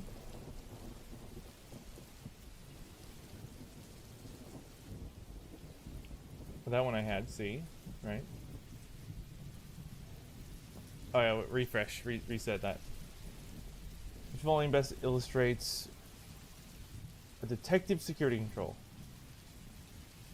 C. That's process of verifying a user's identity before granting access. Authentication, C. Right? Following best describes the process of verifying the identity of a user or system before authentication, C. Yeah, okay. I went too fast. Which authorization model assigns permissions? Which authorization model assigns permissions to roles rather than to individual users, allowing users to obtain permissions by being assigned to these roles? Role-based access control, A. That's fairly obvious. Discretionary access control allows owners to assign permissions at their discretion, not through roles, but grant access directly to users. Information on tributaries, resource, environment, not strictly defined roles. Grant access control, fully defined policies, security labels to control access, not right. Some models define the way access rights and permission is granted to subjects over objects. Common models include discretionary, mandatory, role-based, and attribute-based mechanisms. Hospital IT system assigns doctor role to medical staff, which grants access to patient records and prescription systems. And doctor joins simply assign them to the doctor role, gives necessary access, demonstrating role-based. Cool. Let's say that was hard though, just to go over it again. Which is following as an example of preventive control. Preventive control. That's detective. Preventive is users requiring change their password regularly. It's the primary purpose of performing security gap analysis in an organization. This is a new one. To identify and document the current no. To update no. Determine the difference between current security controls and required security standards. Yes. To audit employee compliance. C. Was required and guided remediation efforts.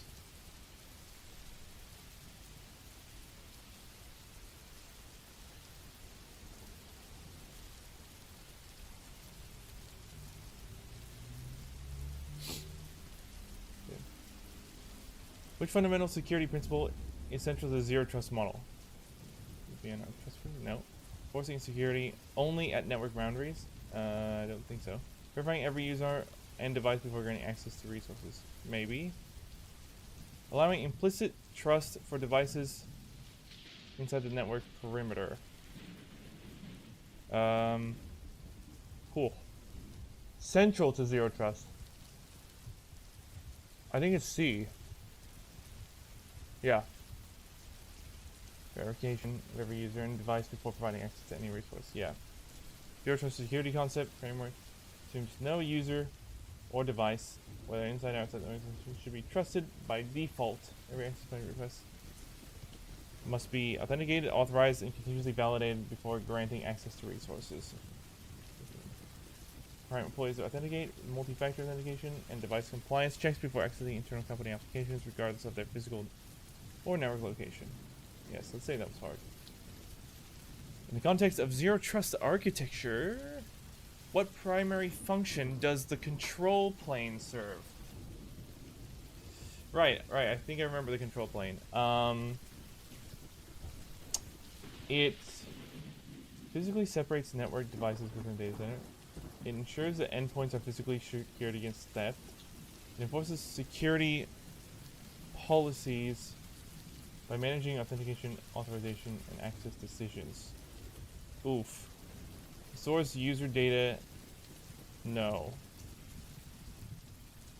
No, I don't believe it's that. I think it's D. It ensures that endpoints are physically secured against theft. I think it's D. Yeah.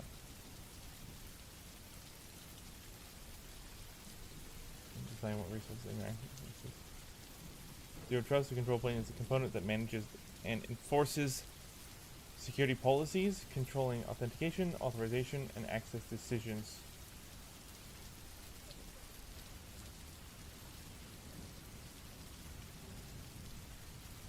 Decisions across networks, users, and resources. Separating policy enforcement from actual data flow. Identity platform to control it. This is control plane. Primary employees like Microsoft Intra.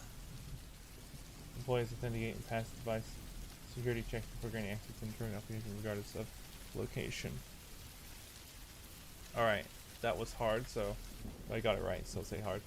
Which of the following best describes the role of the control plane, specifically regarding adaptive identity management? It's real-time access decisions based on user identity, context, user authentication. Provides a static list of approved users and devices. No. Provides physical security. No. Well, it focuses exclusively on encrypting data within. No, it's A. Makes real-time access decisions. Definitely manages identities by enforcing real-time access.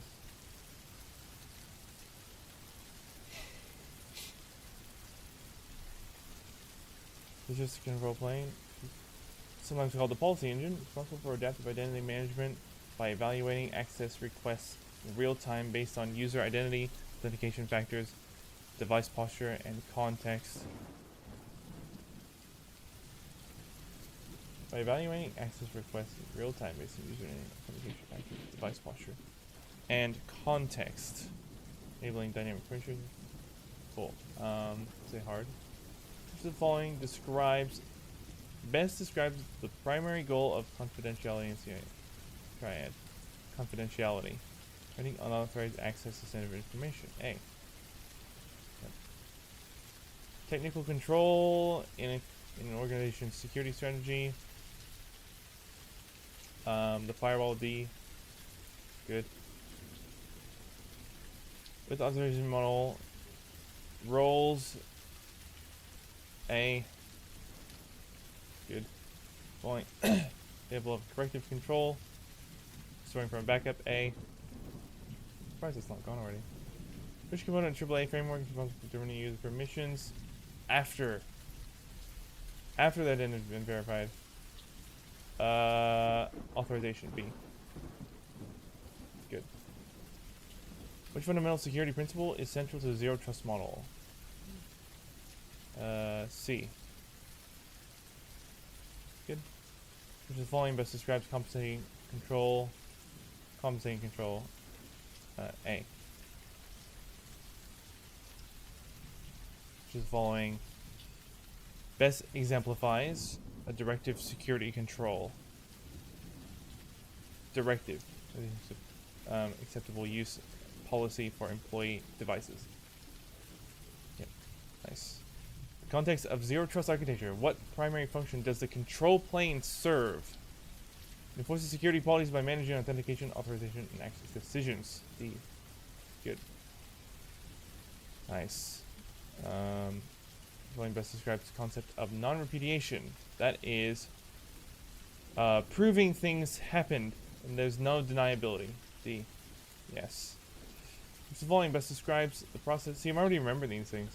This is how I learn. The following best describes the process of verifying a user's identity before granting access to a system. Process of verifying user before granting access. Authorization B. No. Authentication. C. Yeah. Keep screwing up that terminology. Which of the following best describes the process of verifying the identity of the user system before authentication? C. Yep. Which of the following best describes the role of the control plane regarding adaptive identity management? Makes real-time access decisions based on user identity, context, continuous authentication. Let's go. A. Yes. What's the primary purpose of performing a security gap analysis in an organization? Determine the difference between current controls and required security standards. C. Good. What is this?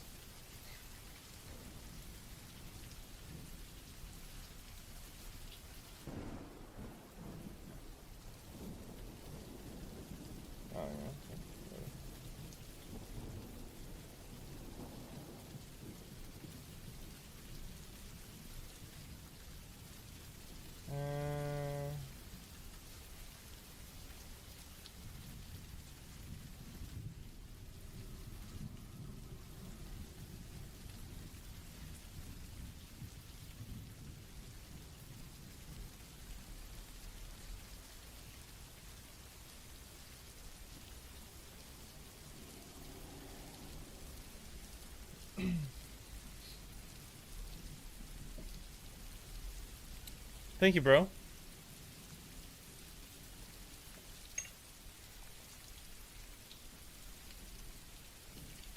Right. What the authorization model assigns permissions to roles is the role-based access control RBAC. RBAC. Discretionary access control DAC is not it. Attribute-based access control ABAC. I have to remember these freaking things. MAC. Mandatory access control. Oh, my dad's calling. I'll have to answer him later as well. Yes, good. What does the control plane do? What's the security policies by managing all that? D. Yep.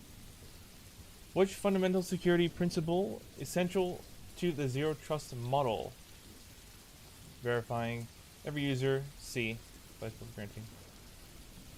Go. The role of the control plane in a zero trust architecture. We're going to adaptive identity. Makes real-time access decisions. A. Good. Cool.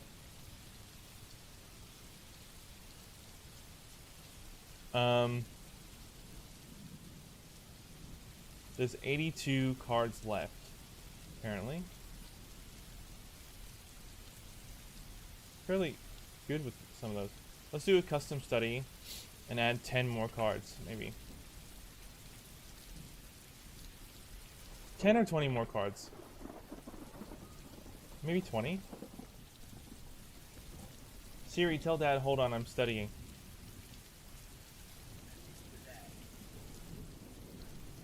Let's do 20 more cards today. Yeah,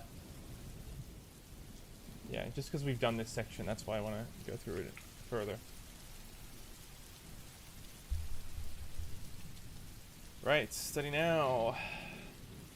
Which of the following best describes how the control plane in zero trust architecture helps reduce the scope of threats?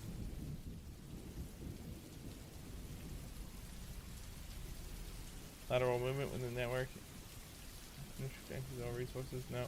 Continuously enforcing access policies. By continuously enforcing access policies based on user, device, and context before permitting resource access. D.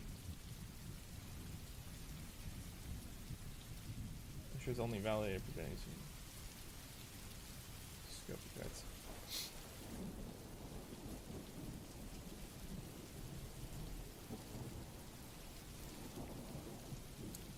Let's say that was hard. Concept zero trust security. What role does the control plane play in a policy-driven access control? Forces security policies by evaluating access requests against defined rules before granting and denying. It's probably that one. No. No. I think it's B. Yes.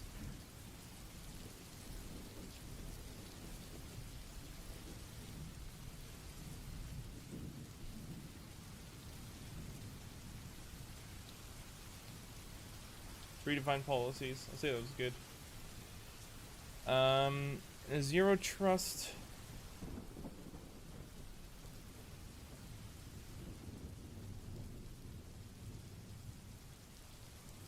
In zero trust architecture, what is the main responsibility of the control plane's policy administrator?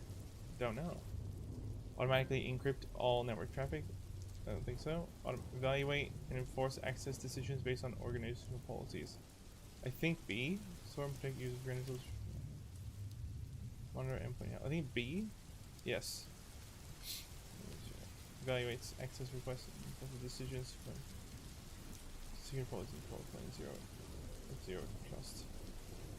It's funny because a lot of this has to do with like SC-300 and stuff, so it's actually going well. Zero trust architecture was the primary function of the control plane's policy engine. Evaluate access requests against security policies before granting or denying access. User device credentials in a secure repository. Maybe B again? Yeah. Security rules by assessing access requests and determining whether they comply with established policies. In the zero trust architecture, What is the primary responsibility of data plane? So many zero trust architecture stuff. Defining organizational security policy. Storing encryption keys used for access control. Monitoring threat intelligence. No. Enforcing access decisions on data and handling the transmission of data based on policy. Enforcing access decisions on data. I think A? Yeah. Data plane is responsible for enforcing access controls, managing how data is transmitted in accordance with security policies.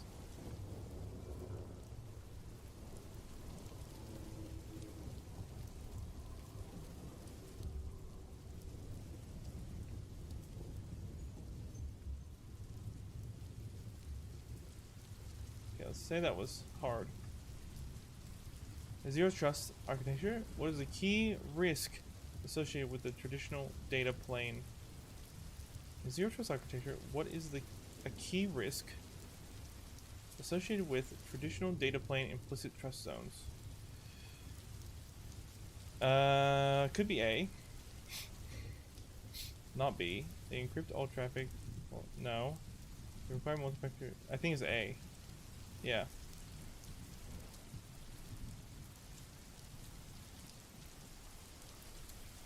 It's kind of common sense at the same time as well, for me, common sense. In the context of zero trust architecture, which best describes how data plane is secured when accessing enterprise resources?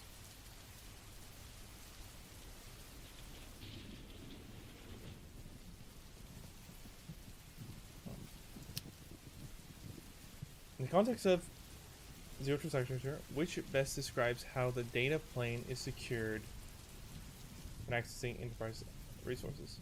Enforcing least privilege access for users system to a specific data resource with continuous evaluation, like permanent firewalls to block unauthorized, permitting lateral movement. No. Granting users open access. I think it's A again. Yes.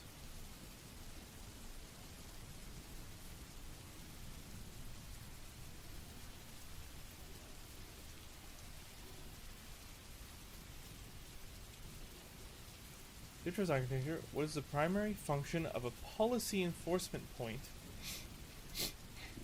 Wait, PEP? Policy enforcement point in the data plane.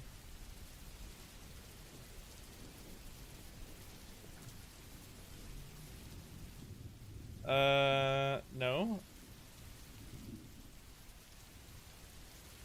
I don't think so. I think it's D. Yeah.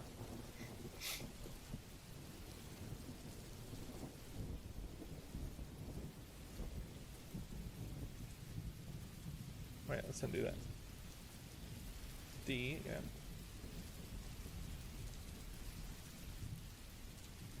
Which of the following best describes the primary purpose of installing bollards in front of a building entrance? Physically block vehicles from entering into the building. B. Yeah.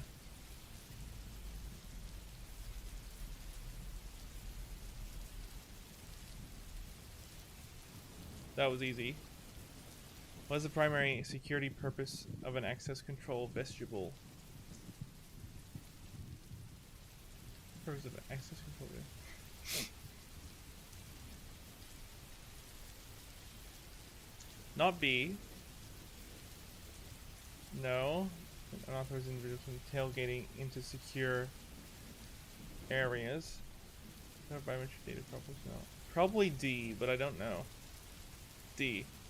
Vestibule or man trap controls entry so that only one person passes through at a time, reducing the risk of tailgating.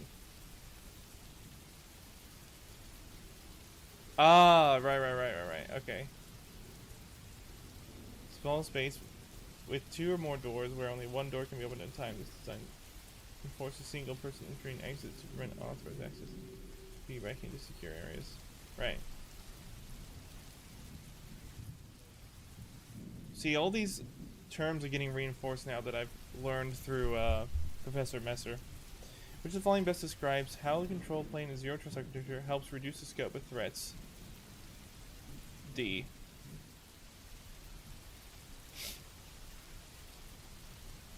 User device. The following best describes main security purpose: installing perimeter fencing. To deter and delay unauthorized physical access. B. Easy as well. Which of the following is the primary security benefit of implementing video surveillance? A could be yes. Ensuring employees. No. It could be no. Renting network. No. A. That was easy as well. Which of the following best describes a key role of a security guard in a physical security?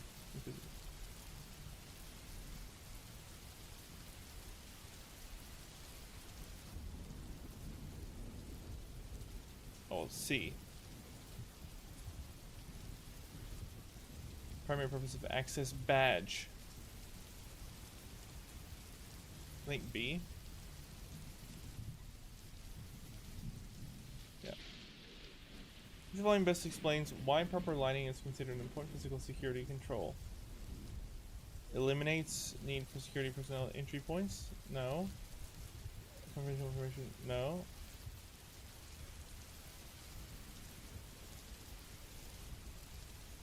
Proper lighting deters unauthorized access by increasing visibility, making difficult to protected. Yes, C.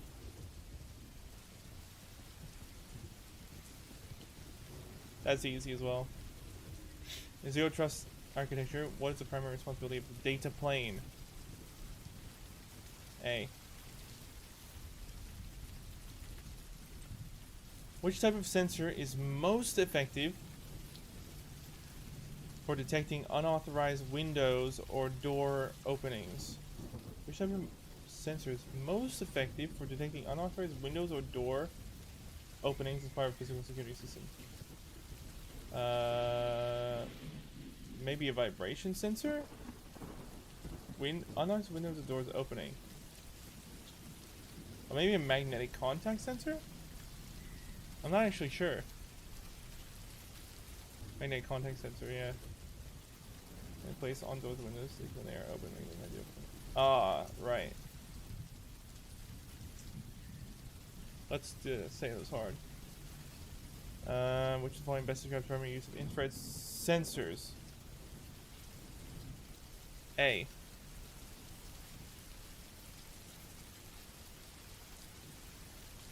Easy. Following is primary security function of pressure sensor. A.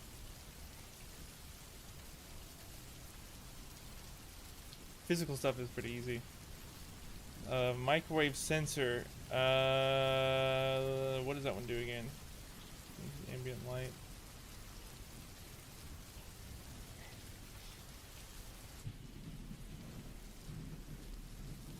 I can't remember. I think, is it B? Yeah. Nice. Yeah, that's good. Which statement best describes the function of ultrasonic sensors? This one is this movement or something? Capturing sound waves take motion. Yeah. B. Yes. Evaluate access requests against security policies before granting or denying access. B. Good. Concept of zero trust. What role does the control plane play in policy driven? Enforces security policies by evaluating access requests against defined rules before granting access. Nice. Zero trust. What is the main responsibility of the control plane's policy administrator?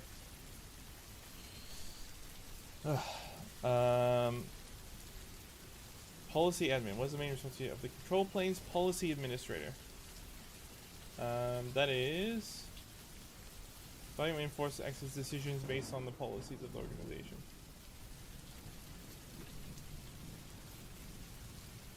Yeah. What's the primary security purpose of an access control? Vestibule. This is to prevent tailgating. D. Zero trust. What is the key risk associated with traditional data plane implicit trust zones.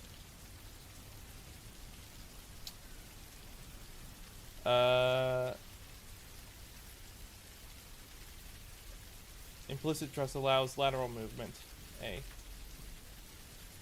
Which type of sensor is most effective for detecting unauthorized magnetic contact? Now that I'll remember that. It just describes how the data plane is secured when accessing enterprise resources. Enforcing least privilege access for users. A.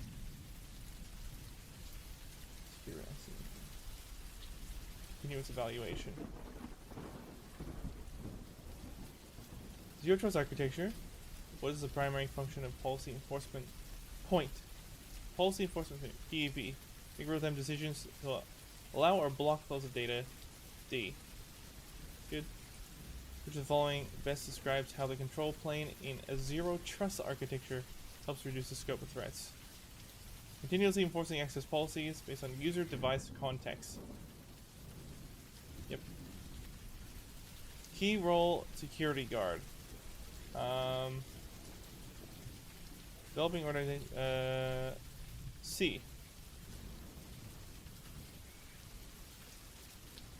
So the best describes primary purpose of an access badge. Monitor employee. To control record entry. B. Primary responsibility of data plane, enforcing access decisions based on data and handling.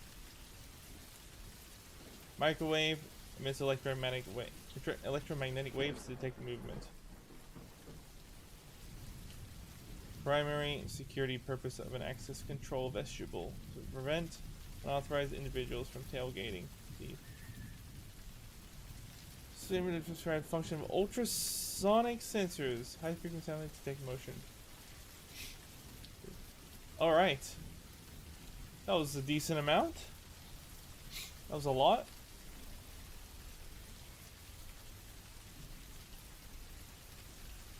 So we've got some cards due in a couple days because we had some easy ones. That's nice. So we've got 62 cards left in this section. Not bad.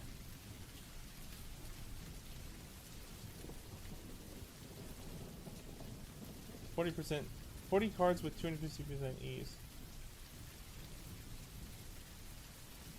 Okay.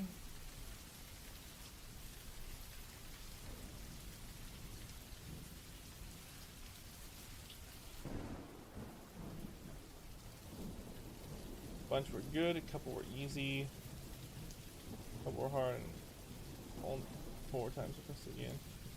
Alright, nice, that's cool.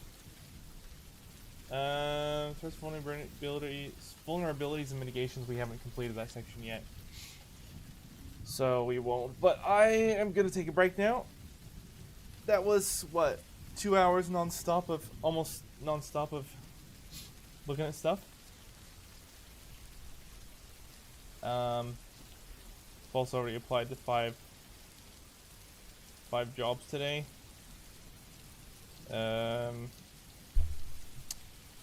What else do I want to do? Maybe now take a break from this. Maybe we can go not in here. Wait, isn't this copyrighted?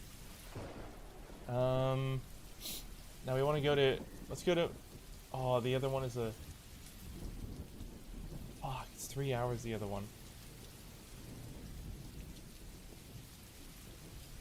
Alright, let me take a little break, get up and walk around for a minute. I'll be back shortly. Gonna go BRB here. I'm just gonna recharge my camera while we're on break. So I'll turn my camera off. And I'll get some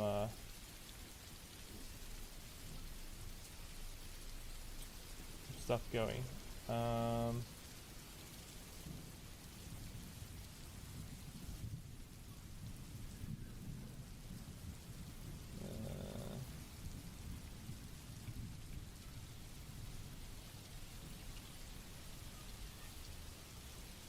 Hold on. I'm gonna. What's this? Text. Another text here. Oh no, I can just use the same text. SC-300. Next.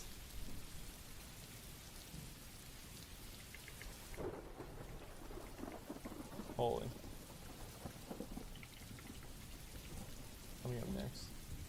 Can we set this to like center? Alignment center. There you go. Nice.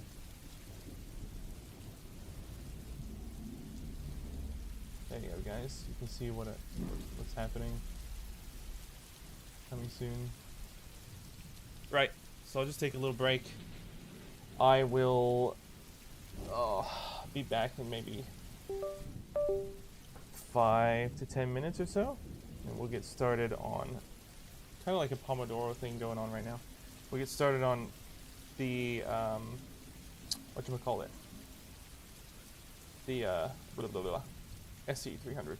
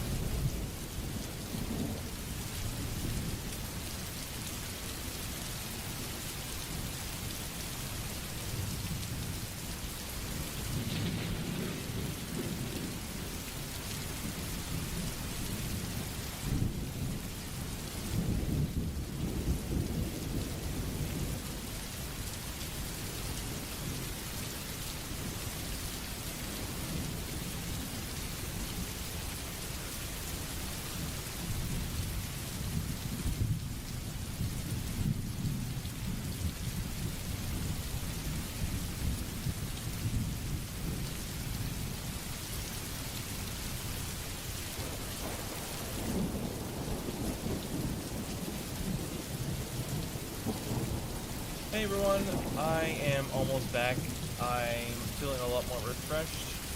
I'm just gonna grab a coffee and then we will begin again, and we'll probably go for like 30 more minutes in one of the in my next SC300 course for Microsoft.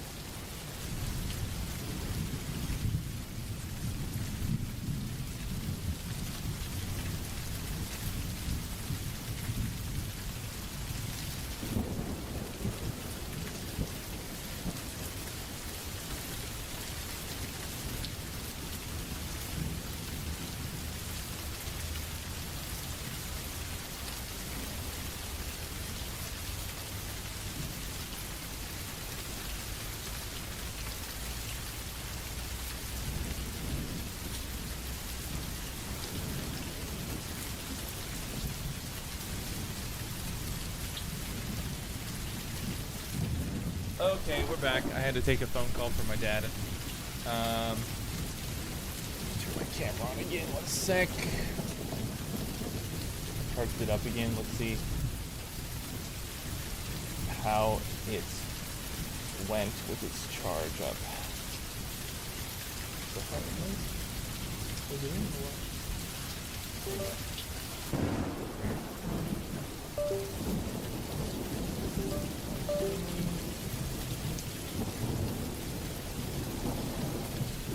There we go. 79%. Let's do it. That'll be enough time for us. All right. Let's have a quick.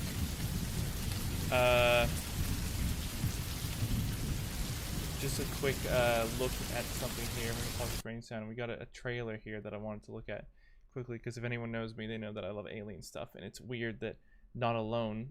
This sounds like it's an alien thing, Illumination, and that it's gonna be alien related. Maybe it looks like it from just the name. Sounds like it. I mean, and yeah, it's weird that that's coming out at the same time as Disclosure Day, isn't it? So let's have a look at that real quick. I haven't seen this before. Oh yeah, it is. Yeah. I'm not blushing. Oh wait. Fuck, this is copyrighted? What?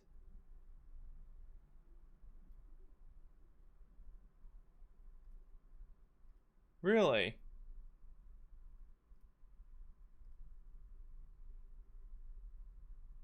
Oh, the song. God damn it. You can't. Why can't you react to freaking things these days?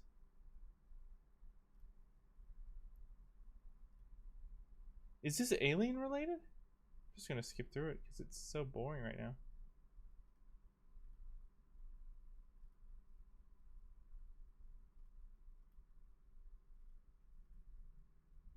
Huh? Whoa. What did I just see there?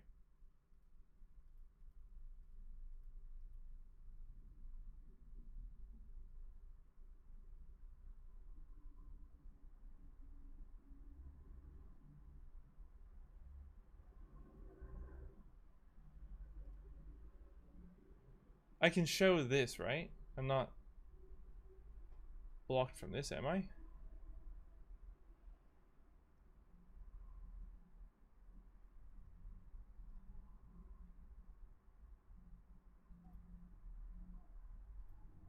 What the hell? Oh, that looks so lame. Is that why they had to list all the things they're like at the beginning? Like, oh, from the studio that brought you all of this shit. Watch this garbage.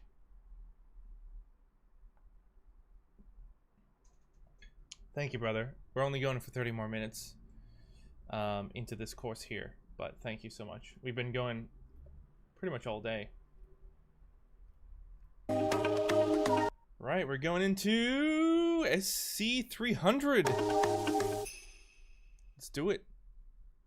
Hello, my name is Walid Nair. I'm a Microsoft technical trainer. Well, I've got him slightly specializing in Azure 'cause he's a infrastructure, bit slow security and compliance, security when he operations, talks, so- AI, and Copilot courses. I'm here to walk through the Microsoft SC-300 Identity and Access Administrator Associate course with you. June, when you're on break. Oh yeah. Well, good, because there was nothing happening on my break, so. Welcome to the next step in mastering You missed identity nothing. management with SC-300. I had to take a phone In call. today's as well. digital world, identity is everything. This module is your gateway to understanding how modern organizations protect access, empower users, and enable secure collaboration, whether I feel like they make these courses in slightly a weird way. Like, it does continue from the last one, but they act like it doesn't. Sort of, because like they kind of act like, you know, when a company is like, hey, you need to take this course, or you need to understand this thing. Well, then they direct you to this resource, and you're like, oh, okay, that's for me, that's a fresh video, but actually it's a continuation of a massive series. It's weird how they do it here. in the cloud, on premises, or across hybrid environments. Here's what you'll get in this series: the essentials of creating, configuring, and managing identities, a deep dive into Microsoft Entra ID, the backbone of secure access, how to manage users, groups, and devices with confidence, the secret to external and hybrid identity management so you can work seamlessly with partners and vendors, why licensing and custom security attributes matter for every IT professional. If you want to boost your skill,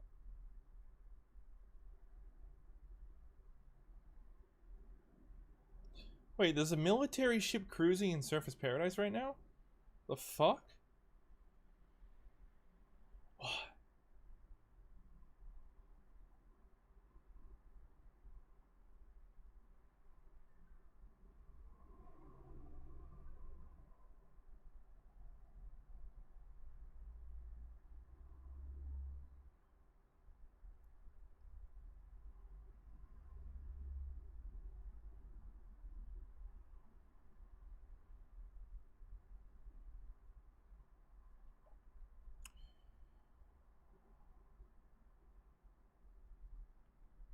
What? Wait.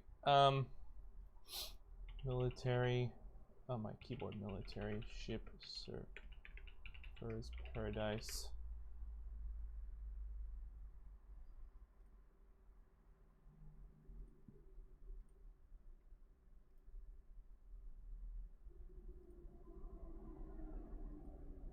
Oh, that's an ex-military vessel? What the fuck?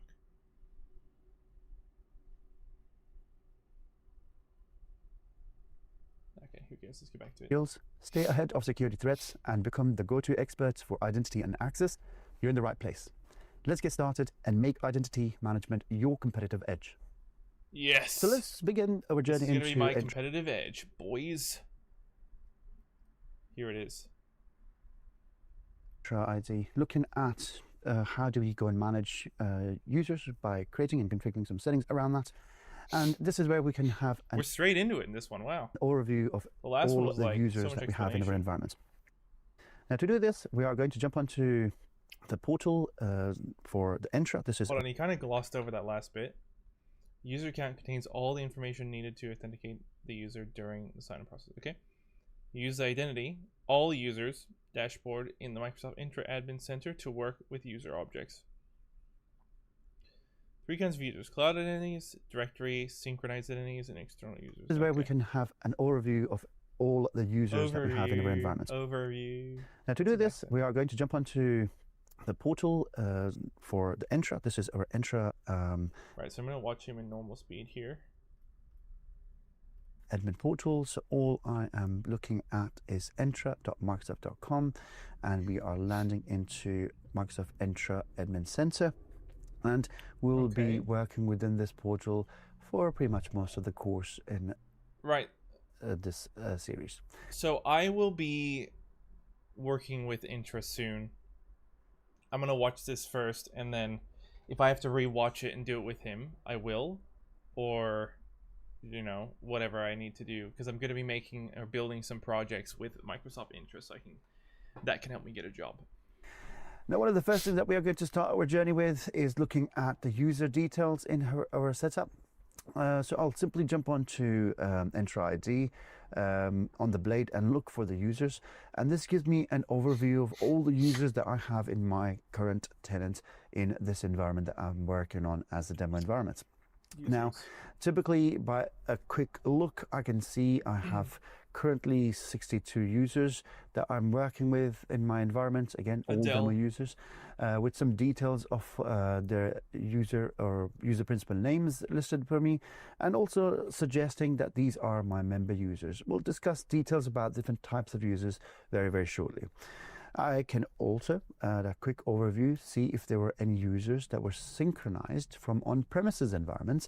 This is where I will have my hybrid identities. If I had any visible to me, they will be mentioned over here by simply a yes, suggesting that they were synchronized using my on-prem users using Entra Connect, which we'll cover a bit later on in the course. And Thank also, you. if I have any external users that are part of my setup, they typically appear up as guests on my environment. And again, we'll talk a little bit more about different identities like the external and hybrid identities a bit later in this series. For now, let's have a quick look at some more details around the users. One of the first things that we're going to do is start looking at how to create a user account. And for us to do that, let's start with the tab on the top that says New User. For this, we'll click on a New User option and we'll start creating a new user. Now, for you to create a new user account in your... This is interesting because this is SC-300, like the test... Will the test be getting you, to do stuff in Intra? Intra, there are 4 mandatory fields that you need to complete, and this is the bare minimum that you're required to complete to create a user account. All of these are marked with an asterisk next to it, so you know that you must complete these 4 key areas to create a user account. For us, let's start with a demo account.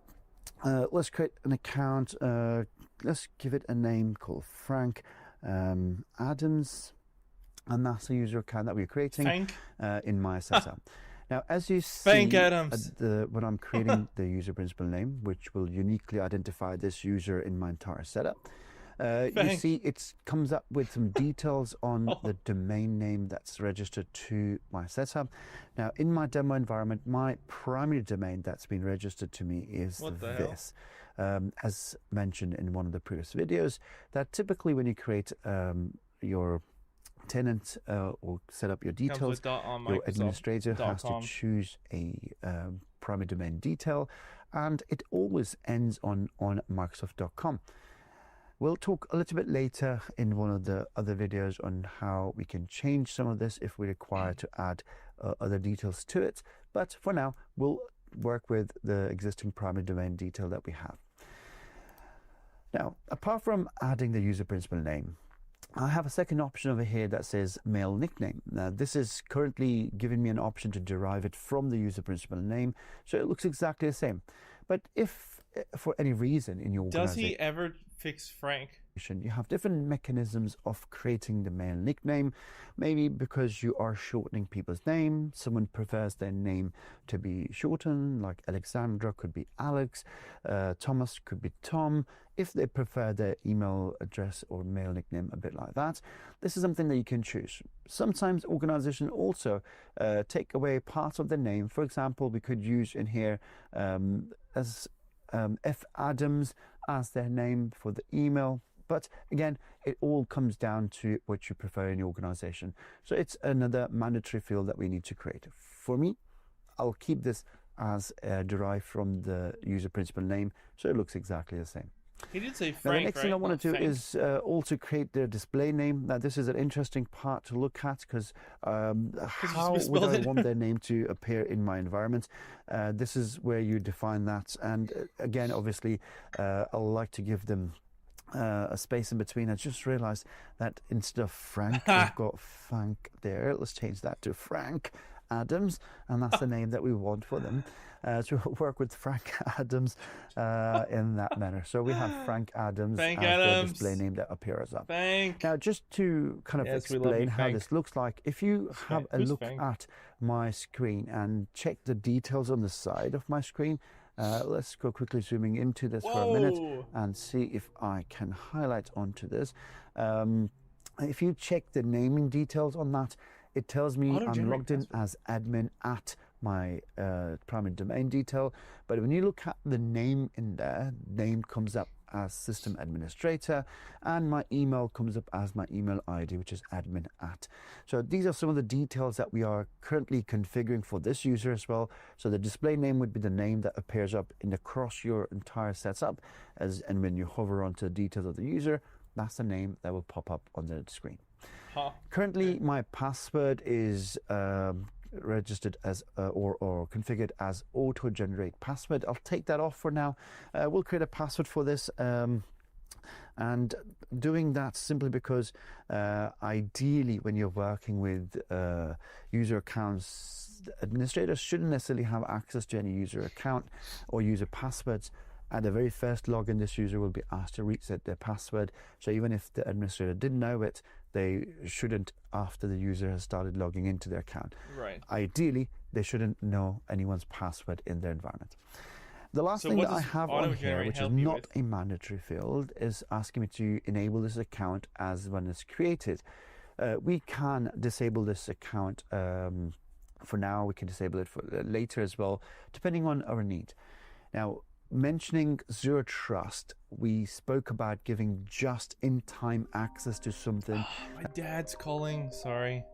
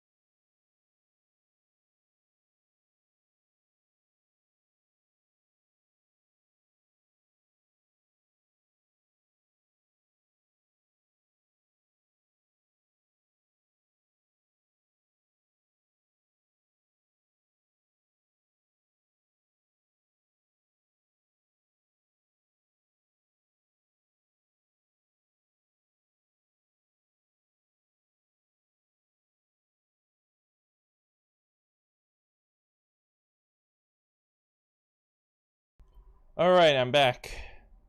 Here we go. This is where this becomes very important.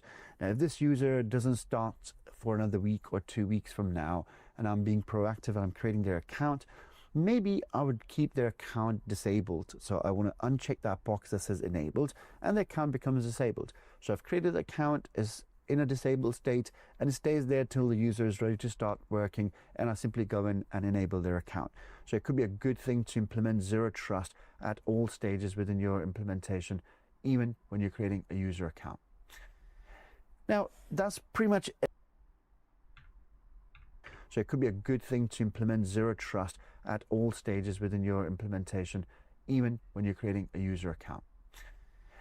Now, now, if this user doesn't start for another week or 2 weeks from now, and I'm being proactive and I'm creating their account, maybe I would keep their account disabled. So I want to uncheck that box that says enabled, and the account becomes disabled. So I've created an account, is in a disabled state, and it stays there till the user is ready to start working, and I simply go in and enable their account. So it could be a good thing to implement zero trust at all stages within your implementation, even when you're creating a user account. Now, that's pretty much everything I have for you in the basic tab. When you're creating a user, simply go in and enable their account. So it could be a good thing to implement zero trust at all stages within your implementation, Well, even when you're creating a user account. No, I'm saying obviously, but now that's pretty much everything I have for you in the basic tab when you're creating a user account. There are, however, other tabs that we are going to very quickly touch on. Things like properties for this user account. For the properties, there are quite a few details that are available for you to complete. We recommend that you complete them as many possible details as you can in your environment, simply because these options or these properties can be then used. Why does it say something about my audio is not coming through? The audio stream current bitrate is lower than the recommended bitrate. What? Can you guys not hear me or something? What's going on here? Testing. Gonna listen to myself. Testing. Gonna listen to myself. Oh, I am pretty quiet though, actually.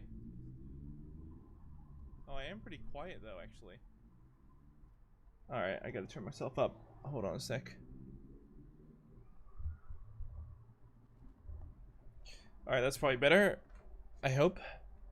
Within your Entra environment, and they will become very, very useful for you to implement policies and other controls that can be automated. And they can look at some of these details for you to ensure some sort of automation can be performed on with the users. Now, I'll give you some examples a bit later on. Maybe you can carry on watching some of the other parts of the series to look at things like conditional access or dynamic users. And we'll cover some more details on how these properties will become useful. For now, let's move on. Now, under the user type, I am simply going with the member account. Now, typically a member user is someone that's working in your organization, hired by your organization as a full-time employee, as a colleague that you will be working with, and that's what a member user would look like. So we'll create this as a member user for now. Now for the job title, again, please provide as many details as you can. I'm going to try to complete some of these. You even show me the other options. The others out. Like I said, ideally you would like to complete as many as you possibly can. Let's assume this is my senior developer in the job role. Hey, I want to be a senior developer. What the fuck? The company name is Contoso. And the department that they're working for is. Well, I don't want to anymore. I want to, but I don't, because it's just going to be reviewing goddamn code. It's not writing it anymore. You're done. And it's over. Again, if I can type in. All right, DevOps. Now, for most of the other things, I am going to leave blank. But like I said, very, very important to remember that you are going to try and complete as many possible options that are in here to provide details for that user. They will get used later on for a lot of different security features that you have in your environment. Now, one last thing that I have at the very, very bottom of the screen is under Settings tab, a user's location. Now, this is not a mandatory field, so I can create this user account without creating a user's location or adding the user's location for this user. However, it's important to understand that if in future I am going to look into assigning this user some sort of a license so they can carry on working with their resources, maybe an M365 license so they can have access to Microsoft 365's based resources, they would need a user's location assigned to them. Now, without the user's location, we will keep on getting error messages about this user being assigned a license if they were assigned this license directly or individually. However, there is a possibility that if they become a member of a group, they can inherit this license. And if you don't have user's location allocated for that user at that point, the system or Entra will automatically assign their user's location to the user location of where the Entra was registered, which might not be correct. And based on this user location, the user ends up seeing the features that are available for them in the region that they belong to, and certain features will only unlock if they are in that region. So it's important to understand that you must assign a user's location if you plan to assign licensing to this user. For now, let's go and quickly add a user's location for this user. I'll bring this user down to one of the regions. Let's pick one from the list, and I will simply go and allocate. Let's do United Arab Emirates. And that's the user location that I'm assigning to this user. Now, for the rest of the details, I'll leave them as they are, blank for now. But again, that's a very high-level overview of that. To complete as many. Can't stress that. What the hell does that even mean? For the next part, we have an area to go and create assignments in here. And within the assignments, we have a few different areas that we will look at. Now, I'll leave these out for a later session to cover, where we can now add this user into a group, add different roles to this user. Now, if you already know what you are going to do with this user or what this user is going to be doing, assign them appropriate permissions now, or you could do this at a later stage, and that's not necessarily a problem at all. So for just now, we'll leave this out, but we'll again touch on some of these in later videos. And pretty much that's all you need to do to create a user account in your setup. I'll simply hit create, and this should start creating this user account. Within a few seconds, we should be able to see Frank appearing up in my setup. So if I try, where's Frank? Frank, and I see Frank Adams is already available for me to look at, and this is where I can start going into the details. If this was an Apple course, which there isn't really any, that mistake would never have happened. They would have cut that out as fast as possible and redone the whole take. And I'm not saying that because I like how Apple does it. I'm just saying that's what would have happened, just as factual. Just as a fact. Of Frank's account. There's no leeway in Apple. Now, this is me now managing how a user account would look like and things I can do for a user account. Now, let's take a step back out for a minute. Let's go into all my Entra users that I have in here. So within my Entra ID, if I am back into my user menu, I should be able to see all my users that are here. I can filter them down based on their names. I can add other filters to find out what type of user I'm looking for based on some of the options that are visible for me on the screen. Oh, that's good. This might make it easier for you to highlight users in a particular organization, department, or a different region in your company, nice. Filter them based on that just to see who they are and what you can do with them. Now, once so far it's pretty easy to use this because it's like a regular program. Why does I have to ask the question, because like my brain is seeing this and it's like, why? We must be really, really early, because I'm just thinking like, how does this job command so much money? These users available in your environments. Let's go back into Frank's profile one more time. Frank. And if I look at the details in Frank's profile, suddenly I can see that the system is populating some details for Frank. For example, Frank has already got a membership of a group. Again, something that we'll talk about in another session. For now, just quickly checking the properties of as a quick overview of what we see under Frank's profile. Some details such as UPN, the user principal name, that's listed there. We created this earlier as creating a user. The user gets a unique object ID that uniquely identifies this for Entra. So Entra knows this user uniquely by this object. And again, when it was created and the details. Now, if I scroll further down, just to have a quick look, I can see the account status currently is enabled. And this is where I mentioned that you can simply go and click on edit and disable this account, or if initially I started off with this account being disabled, this is where I will go in and enable the account. So basically you just have to learn how to use the damn software. Different things. Which is so easy for me to do. One more thing that we can talk I'm a about software in terms learning of management genius. of the users, apart from configuring some of the details that are on the blade for the user account, which we'll touch on in the next few videos. Let's take a step back out into the users one more time. And from here, what I want to look at is, we saw how to create a user.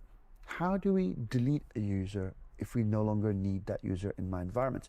Now, for instance, let's go and pick up one of the users that I have on my system. We have Arnold Doe, that's in here. This user is no longer part of my setup. They've left the organization. I don't need this user anymore. The easiest way of me managing this is simply going and deleting the user account.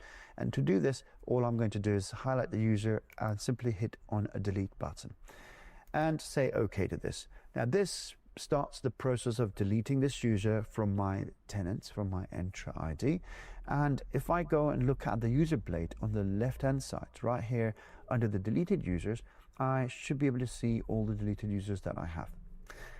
Now this user stays in the deleted state for 30 days unless somebody goes into the deleted account and deletes them permanently.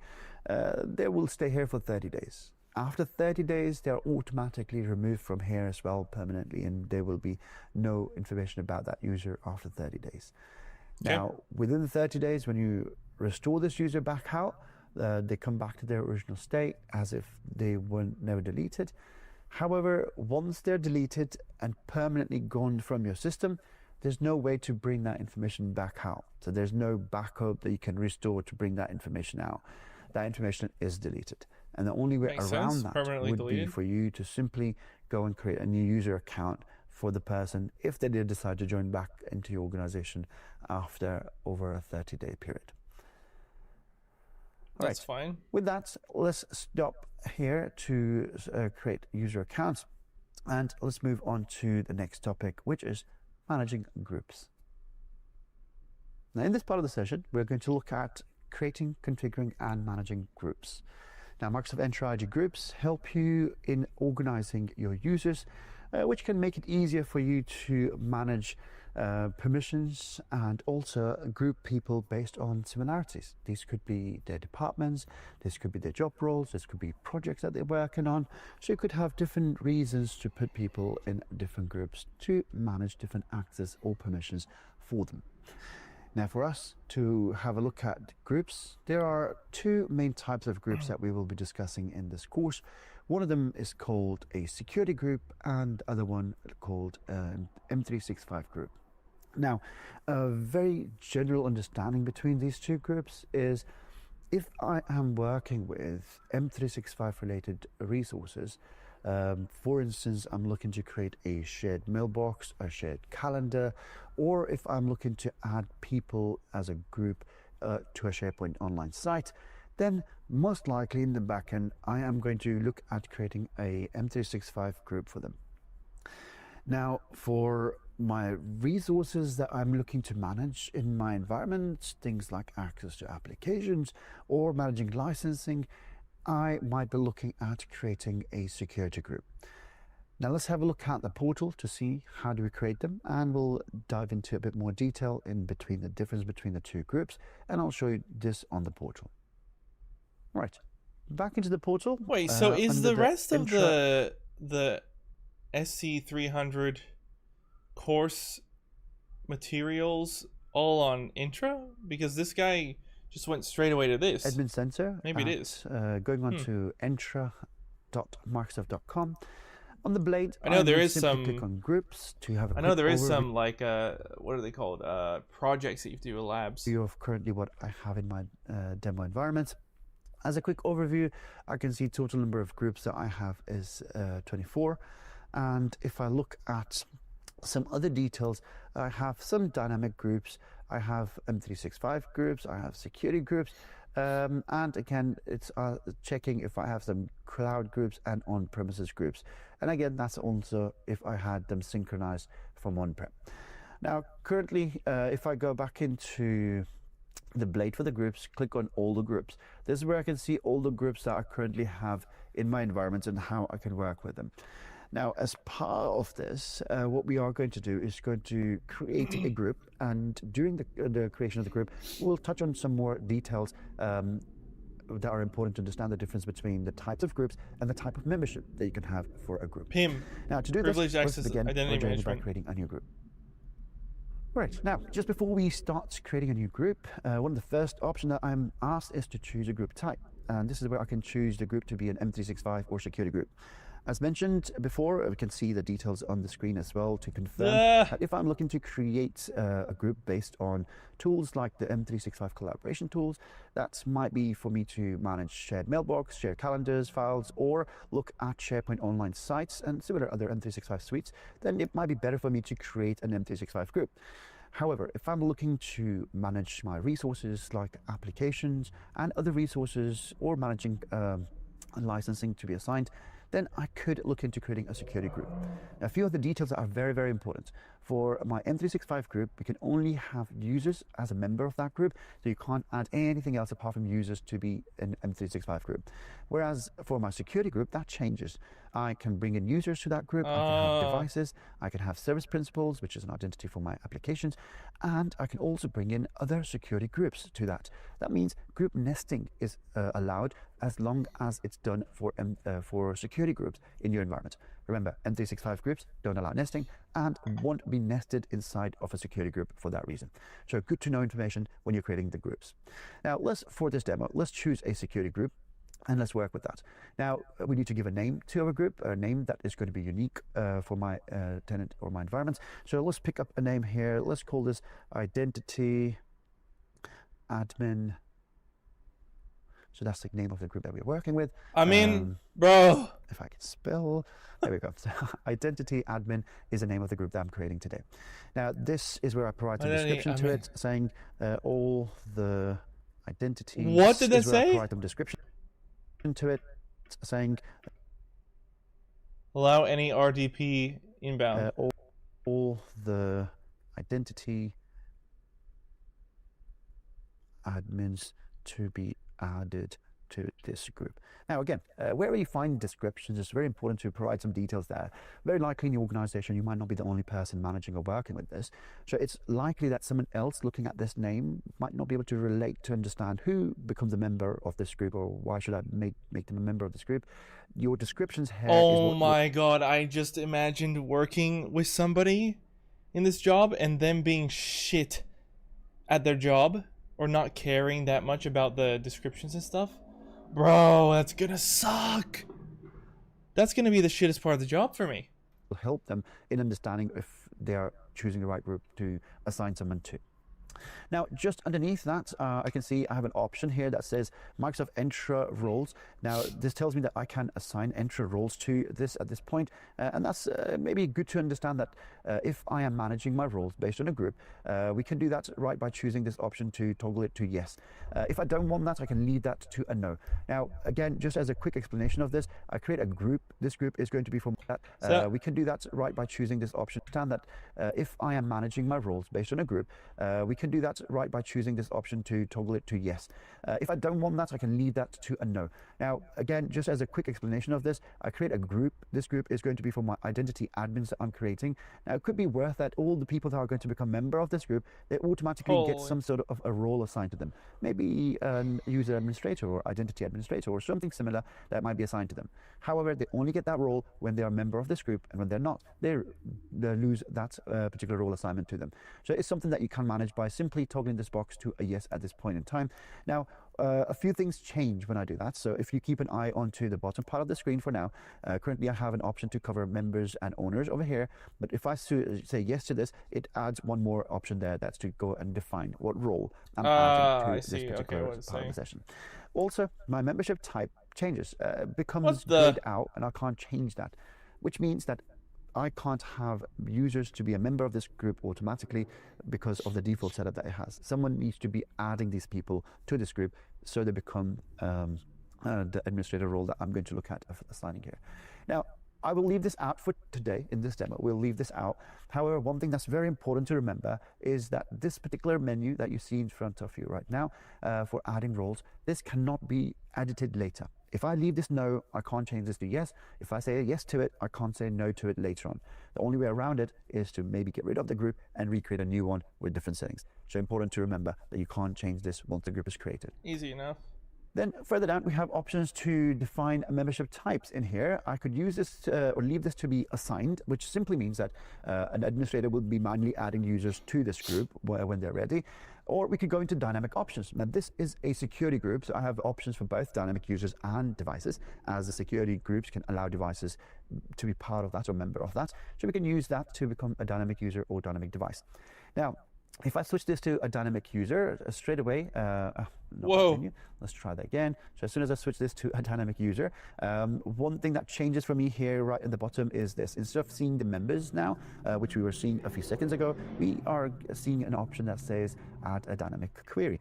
Now, this query is what will define how a user becomes a member of this group, and your admins are no longer able to add someone manually to this group anymore.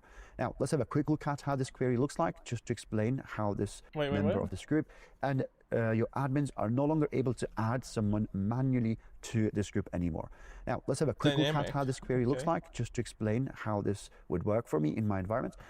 For instance, when we're looking at this query, the details I'm looking at for now is under the dynamic users. So the properties that it mentions for me right here are talking about or mentioning right, so here's the difficult part, I guess. Properties that we were looking about, we were discussing earlier on when we were creating a user in the previous session. Now, these properties, again, if they're well defined in the user profile, will always help them in terms of authenticating themselves against different resources. This is where we can also bring them into a group membership of different groups based on some of these properties. For instance, let's start creating one. If I go and start picking up details, for example, let's say the job title, and let's pick one of the operators here.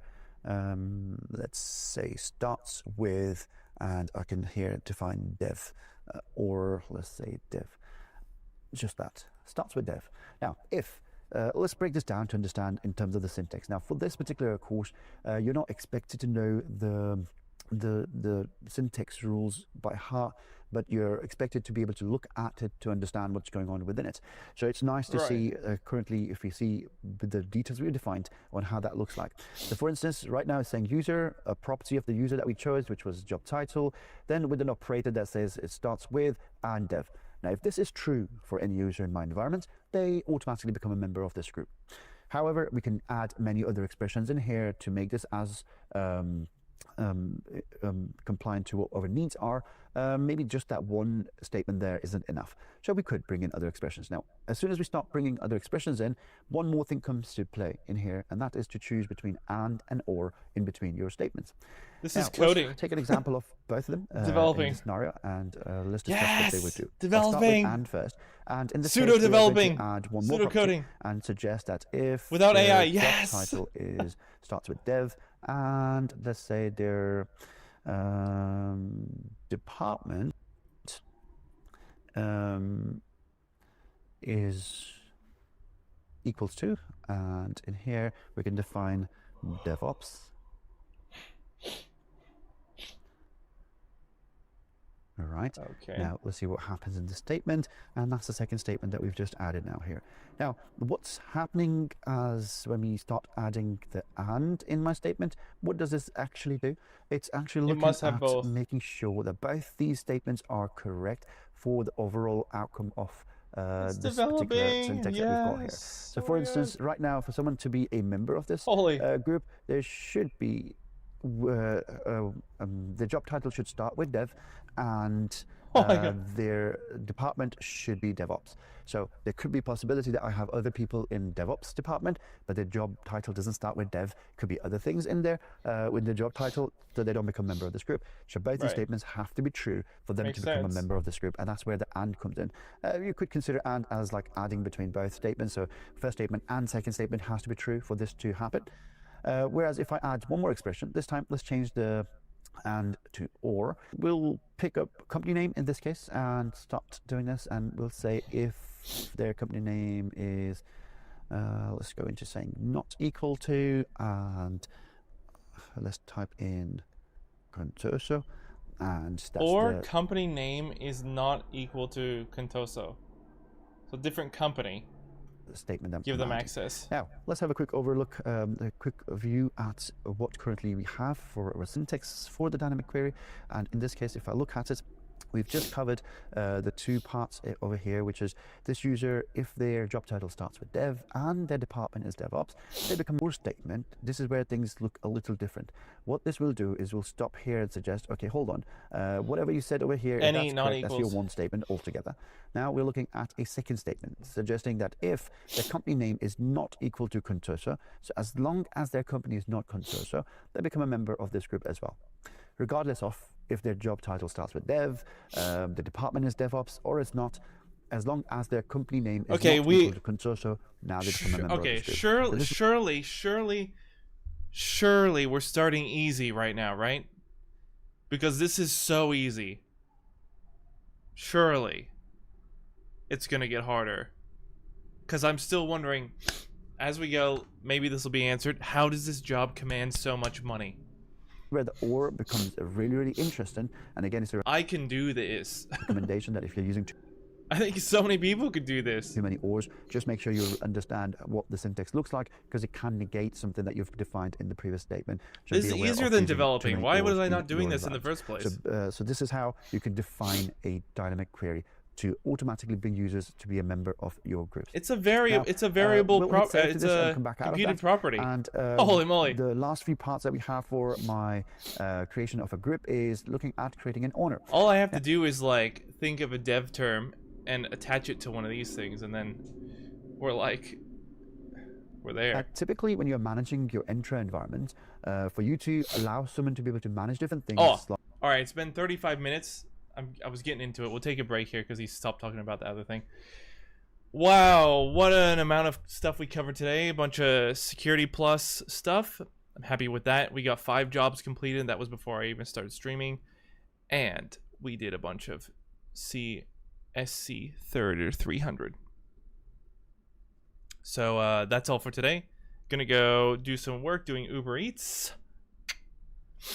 And yeah, we'll continue on tomorrow. I probably won't stream again today because it's going to be late and I also want to get to the gym after work. So take care, everyone. Keep at it, as I always say. And I'll see you probably Monday, because tomorrow and Sunday are my days off. So I don't know. I might have a look at some stuff. I'll probably do some Security Plus like reviews because I got to keep up on Anki, the Anki deck. But other than that, break time. Wink, wink. See you guys. Take care.